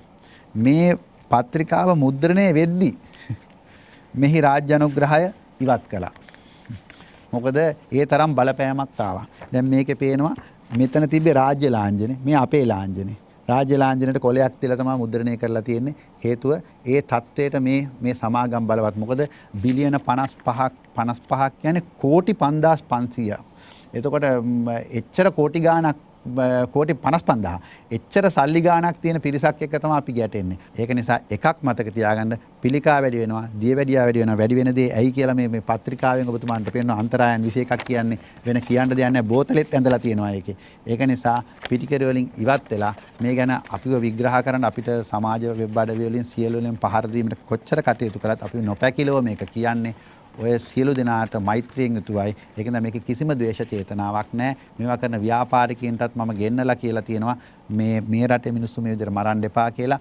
ඒ වගේම තමයි මේ ව්‍යාපාරිකයන්ටත් ඒකේ මේ පුංචි කාලේ එහෙම හිතා ගන්න නැතුව ඇති. ඒ වගේම මේකට අපේ පැත්තට වැටෙන මේ දේශපාලඥයන්ට මේ විවිධාකාරයේ විදේශීය බලපෑම් කියන එක නැත්තම් තානාපති සහ ඒ සබඳතාවලිනුත් මේක ඒ තරම් දුරකට ආවරණය වෙනවා. මේක මොකද කෝටි 55000ක ව්‍යාපාරයක් නිසා. ඒක නිසා ඒ කෝටි 55000 ව්‍යාපාරෙත් පෙන්නලා දෙන්න ඕනේ. අපි ලෝකෙ කොච්චර අහුවෙලාද කියනවනම් චීනෙ වාගේ රටවල් තමයි අපිට උඩින් ඉන්න කිරිපිටි ආනයනය කරන අනිත් ලෝකේ රටවල් කිරිපිටි ආනයනය කරන්නේ කරත් ආනයනය කරන සත්තුන්ට කන්න දෙන්න හරි වෙන වැඩකට මිසක් මිනිස්සුන්ට කන්න දෙන්න නෙමෙයි. ඒ රටවල් ඒවා අපිට අපනයනය කරන රටවල් වල දියර කිරි පරිභෝජනය තමයි සිද්ධ වෙන්නේ. අර ඉස්සර අපේ තිබ්බා වාගේ ගෙදරක එළදෙනක් ඇති කරගෙන කිරි ගැනීම තමයි අපි කළ යුත්තේ. ඒ ක්‍රමය තමයි කැනඩාවේ තියෙන්නේ. ඒකට කියන්නේ කෞෂයා ප්‍රෝග්‍රෑම් කියලා. පවුල් 5ක් 6ක් එකතු වෙලා කිරි ඒ අය දොවාගෙන ඒක බෙදා හදාගෙන කනවා. විශ්වාසා ඉස්සර අපේ තිබ්බේ එහෙම ආරෝග්‍ය පරමාලබ්ධ සන්තුෂ්ටි පරමාන විශ්වාසා පරමාඥාති නිබ්බානම් පරමංසුකම්. එයාට නිබ්බානම් පරමංසුකම් කියන සංකල්පේ නැති වුණාට ඒ සංකල්පයට තමයි ගොඩ ගැලෙන්නේ. ඒක තමයි බටහිර ලෝකේ පත් වෙලා තියෙන තත්ත්වය. අපිට මේක වැරදි විදියට ප්‍රවර්ධනය කරනවා. ඒක නිසා දුම්වැටි මධ්‍යසාරයට යම්කිසි කෙනෙක් දරුවා වළක්වන්න උත්සාහ කරනවා නම් ඒ උනන්දුවම අපි දෙන ආහාරයේ තියෙන E numbers නැත්නම් ඒකේ තියෙන රසායනයන් එකතු කිරීම, ආහාර අඩන්තේට්ටම් කිරීම, ආහාරයේ ජාන විකෘති කිරීම මේ කිරිපිටි වැනි සම්පූර්ණ ප්‍රෝඩාකාරී දේවල් පිළිබඳ කටයුතු කරන්න ඕනේ. අනිත් එක අම්මා කෙනෙක් මට ඇවිල්ලා කියනවා මම මේ දරුවගේ තාත්තත් නැහැ. අපි අමාරුවෙන් මේ වෛද්‍යතුමනි මේ දරුවා මම හදාගත්තේ. දැන් දරුවට අවුරුදු 16යි ජිම් එකට ගිහලා ටින් එකක් කියනවා. ටින් එකට රුපියල් 26000ක් කියලා. ඉතින් මේ අපි මේක දැනගන්නට අවශ්‍යයි. අපේ ආහාර නිර්ණය කරගන්න. ඒක නිසා ඒ වගේම අපූර්ව කතාවක් කියන්න ඕනේ මේ 26000 ටින් වලින් තරුණ පරම්පරාවක් ඉන්න රටේ මං ඊයේ පෙරේදා අම්මා බලන්න යනකොට මග නතර කරා තැඹිලි ගෙඩියක් බොන්න. ඒ තැඹිලි ගෙඩිය බොන්න නතර කරපුවම එක වයසක අම්මා කෙනෙක් වෙරළු වාගයක් විකුණනවා. මං අහන්නේ වෙරළු කීයද කියලා. ඒ පාරික මහත්තයාට කැමති ගාණක් දීලා ගන්න කියලා. මං ඒ ගාණක් එක දාලා නැත්තේ. නෑ මහත්තයා 26 වෙනිදා පෝය එනවනේ. ඒ පෝයට මම මේ පන්සලට මොන හරි දෙන්න ගාණක් හොයාගන්න වෙරළු හොටලා ගෙනාවා මිසක් ඕකෙන් ආදායම ලැබීමම නෙමෙයි මගේ අරමුණ කියලා. මෙන්න අපේ පිරිසුදු අපේ තිබ්බ පරිණත අතීත වැසිය. ඒක නිසා අපි දැනගන්නට අවශ්‍යයි අපේ කයට නෙමෙයි අපේ අධ්‍යාත්මයට සලසන අනුන් ගැන හිතන ඒ සංස්කෘතිය බිහි කරගන්න නම් මේ කියන පිටිකිරි බීපු ළමයින්ගෙන් අපි මුදවා ගන්නට අවශ්‍යයි. බොහොම පැහැදිලි. ඔබතුමා ඊටාම දීර්ඝව හොඳ විස්තරයක් කරා. මම හිතනවා ඔබට මේ අද දවසේ වැඩසටහනේ හරවත් භාවය කොතරම් ජීවිතයට වටිනවද කියන කාරණේ පිළිබඳව නැවත නැවත හිතන්නට ඕනේ. අපේ හාමුදුරුවෝ කිව්වා තමන්ගේ දරුවාට මේ වසකෝප්පය පොවන එක නතර කරන්නයි කියන කාරණේ. ඒකට ඊටාම හොඳ හේතු සාධක සහිතව අපේ වෛද්‍යතුමන් විස්තර කරා අපි මොනවද බොන්නේ කියන කාරණේ. ඉතින් ඒ නිසා මේ සියල්ල තමන්ගේ මනසෙන් හිතලා හෙට උදේ වෙනකොට මේක වෙනස් වෙයි කියලා අපි විශ්වාස කරනවා. මම කැමති අවසන් වශයෙන් අපේ ජනාධිපති නීතිඥතුමා වෙත යොමු වෙන්න. අපි පාරිභෝගිකයෝ මාත් ඔබතුමාත් අපේ හාමුදුරුවෝත් පාරිභෝගිකයෝ. හැබැයි අපි පාරිභෝගික විදිහට අපිට යම්කිසි නිෂ්පාදනයක් මිලදී ගත්තට පස්සේ අපේ නිවාසවල ලැබ් නැහැ, රසායනාගාර නැහැ, මේ වගේ මොනවද අඩංගු වෙන්නේ කියලා පරීක්ෂා කරන්න. නමුත් ඒ වගේ අන්තර්ගතයන් පිළිබඳව අපිට ප්‍රශ්න කිරීමේ හැකියාව තිබෙනවා. යම් හේකින් යම්කිසි අහිතකර දෙයක් මේ අමුද්‍රව්‍යයක් මේ නිෂ්පාදනවල අන්තර්ගත වෙලා තියෙනවා නම් පාරිභෝගිකයෝ විදිහට අපිට නීතිය හමුවට යන්න පුළුවන්ද? ඒ යනවනම් යන්න ඕන කොයි ආකාරයෙන්ද? එහෙම ගියාම යම්කිසි ප්‍රතිලාභයක් තියෙනවද? මේ වගේ වංචනික නිෂ්පාදන අපට පාරිභෝගිකයාට ලබා දෙන අය වෙනුවෙන් මොන වගේ දඩුවම්ද ලැබෙන්නේ කියන කාරණා පිළිබඳව ඔබතුමාගෙන් දැනගන්න කැමතියි. පැහැදිලිවම දඬුවමෙන් පටන් ගන්නම් මාස 6ක් අවමය සහ අවුරුදු 3ක් දක්වා හිර දඬුවම් තියෙනවා. ඉතින් මේ සඳහා පාරිභෝගික ආරක්ෂක අධිකාරියට පැමිණිලි ගන්න පුළුවන්.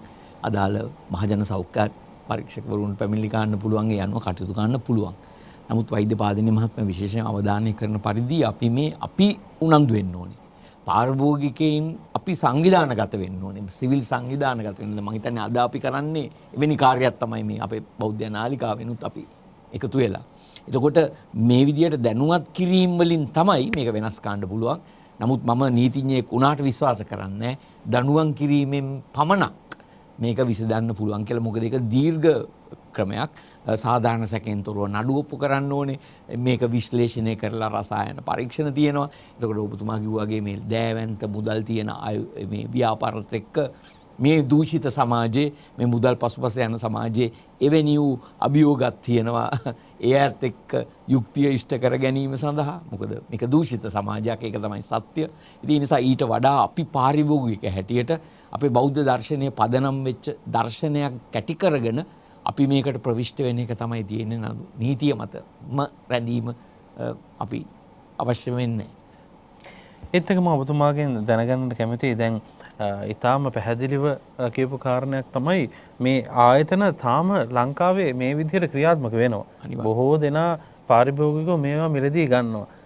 රාජ්‍යයක් විදිහට එහෙම නැත්නම් බලධාරීන් විදිහට මේකට ක්‍රියාමාර්ගයක් නොගන්න නිසා අපිට පාරිභෝගිකයෝ විදිහට මේවට නීතිමය පියවරක් ගැනීමේ හැකියාව තියෙනවද කියන කාරණය පිළිබඳව මම ඔබතුමාගෙන් දැනගන්න කැමතියි. අනිවාර්යයෙන්ම අපි දන්නවා පබ්ලික් ඉන්ටරෙස්ට් ලිටිගේෂන් එහෙම නැත්නම් මහජනයාගේ අයිතිවාසිකම් කියන එක දැන් පිළි අරගෙන තියෙනවා අධිකරණ ක්‍රමය. ඒ නිසා අභියාචන අධිකරණයට රීට් ආඥාවක් වගේ අරගෙන යන්න පුළුවන්. සංවිධාන වලට යන්න නීතිමය අයිතියක් තියෙනවා. ඒ නිසා එවැනි දෙයක් කිරීමේ නීතිය සම්පූර්ණයෙන්ම ඉඩහසල සලසලා තියෙනවා. ඔව් ඉතින් අද දවසේ ඊටාම වටිනා කියන සාකච්ඡාවක් අපිට ගෙනෙන්නට හැකියාව ලැබුණා. ඉතින් අපේ ලබන පොහොව දවසේත් ඔබ හමු වෙන්නට බලාපොරොත්තු වෙනවා. තවත් සුවිශේෂී මාතෘකාවක් පිළිබඳව කතා කරන්න. අපි මේ මාතෘකාව ගැන අපේ නීතිඥතුමනි සාකච්ඡා කරනකොට අපි හිතුවේ නෑ පැයක් මේ ගැන කතා කරන්න දේවල් තියෙයි කියලා. මම හිතනවා දැන් පැයකටත් අධික කාලයක් ගිහිල්ලා තියෙනවා. කොහොම වුණත් අද දවසේ ඊටාම හරවත් සාකච්ඡාවක් කරන්නට අපට හැකියාව ලැබුණා. ඒ වෙනුවෙන් ඊටාම දුර බැහැර සිට වැඩම කොට වදාළ මහනුවර ලංකාතිලක රජමහා විහාර වාසී වේයන්ගොඩ රත්නශ්‍රී විවේක ආශ්‍රමාධිපති පරිවෙනාචාර්ය අවසරයි අපේ නම කියන්නට පූජනීය නීතිගම චන්දිම ගෞරවනීය ස්වාමින් වහන්සේට අපේ පුණ්‍යානුමෝදනාව පළ කරන ඔබ වහන්සේ කරගෙන යන ලබන ශාසනික කර්තව්‍යයන් තව চিරාත් කාලයක් ඉහෙන් කරගෙන යන්නට ඔබ වහන්සේට ශක්තිය ධෛර්යය වරම් වාසනාව ලැබේවා කියලා ප්‍රාර්ථනා කරනවා. ඒ වගේම රජයේ වෛද්‍ය නිලධාරීන්ගේ සංගමේ සභාපතිතුමන් විදිහට අපේ විශේෂඥ වෛද්‍ය අනුරුද්ධ පාදනීය මැතිතුමන් ඊටාම හරවත් වැඩසටහන් ගණනාවක් රට තුර ව්‍යාප්ත කරමින් රටේ දරුවා නිරෝගී කරන්නට රටේ ජනතාව නිරෝගී කරන්නට රටේ මේ පොදු පුරවැසියාව ශක්තිමත් කරන්නට ඔබතුමා ගෙන යන කර්තව්‍යයන් තව চিරාත් කාලයක් කරගෙන යන්නට ඔබතුමාට ශක්තිය ධෛර්යය ලැබේවා කියලා අපි ප්‍රාර්ථනා කරනවා. ඒ වගේම අපේ ජනාධිපති නීතිඥ ප්‍රසන්තලාල් දල්විස් මැතිතුමා නිරන්තරයෙන් සමාජයට වෙන ව්‍යසනයන් තුල ඍජුව කතා කරන්නට එතුමා පැකිලෙන්නේ නැහැ. අද දවසේ වුණත් ඔබතුමාගේ නීතිය පැත්තෙන් අපිට ලබා දුන්න උපදෙස් ඉතාම වටිනවා. පාරිභෝගිකයන් විදියට ශක්තිමත් වෙන්නට මට ඔබට ඒ වගේම අපි සියලු දෙනාටම ඒ නීති තුළදී අපි ක්‍රියාත්මක වන්නේ කෙසේද කියන කාරණා පිළිබඳව ඔබතුමා ඉතාම මනාව පැහැදිලි කරලා දුන්නා. ඒ නිසා ඔබතුමාගේ නීතිඥ කටයුතුත් ඉතාම හොඳින් කරගෙන යන්න ඔබතුමාට ශක්තිය ධෛර්යය ලැබේවා කියලා ප්‍රාර්ථනා කරනවා. ඉතින් අද දවසේ මේ සාකච්ඡාව නිමා කරන්නේ ලබන වෙසක් පුර 15ක පොහොය දින ඔබ හමු වීමේ බලාපොරොත්තු වෙන. සුබින්වත් ඔබ සැමට සම්මා සම්බුදු සරණයි. සංකතනය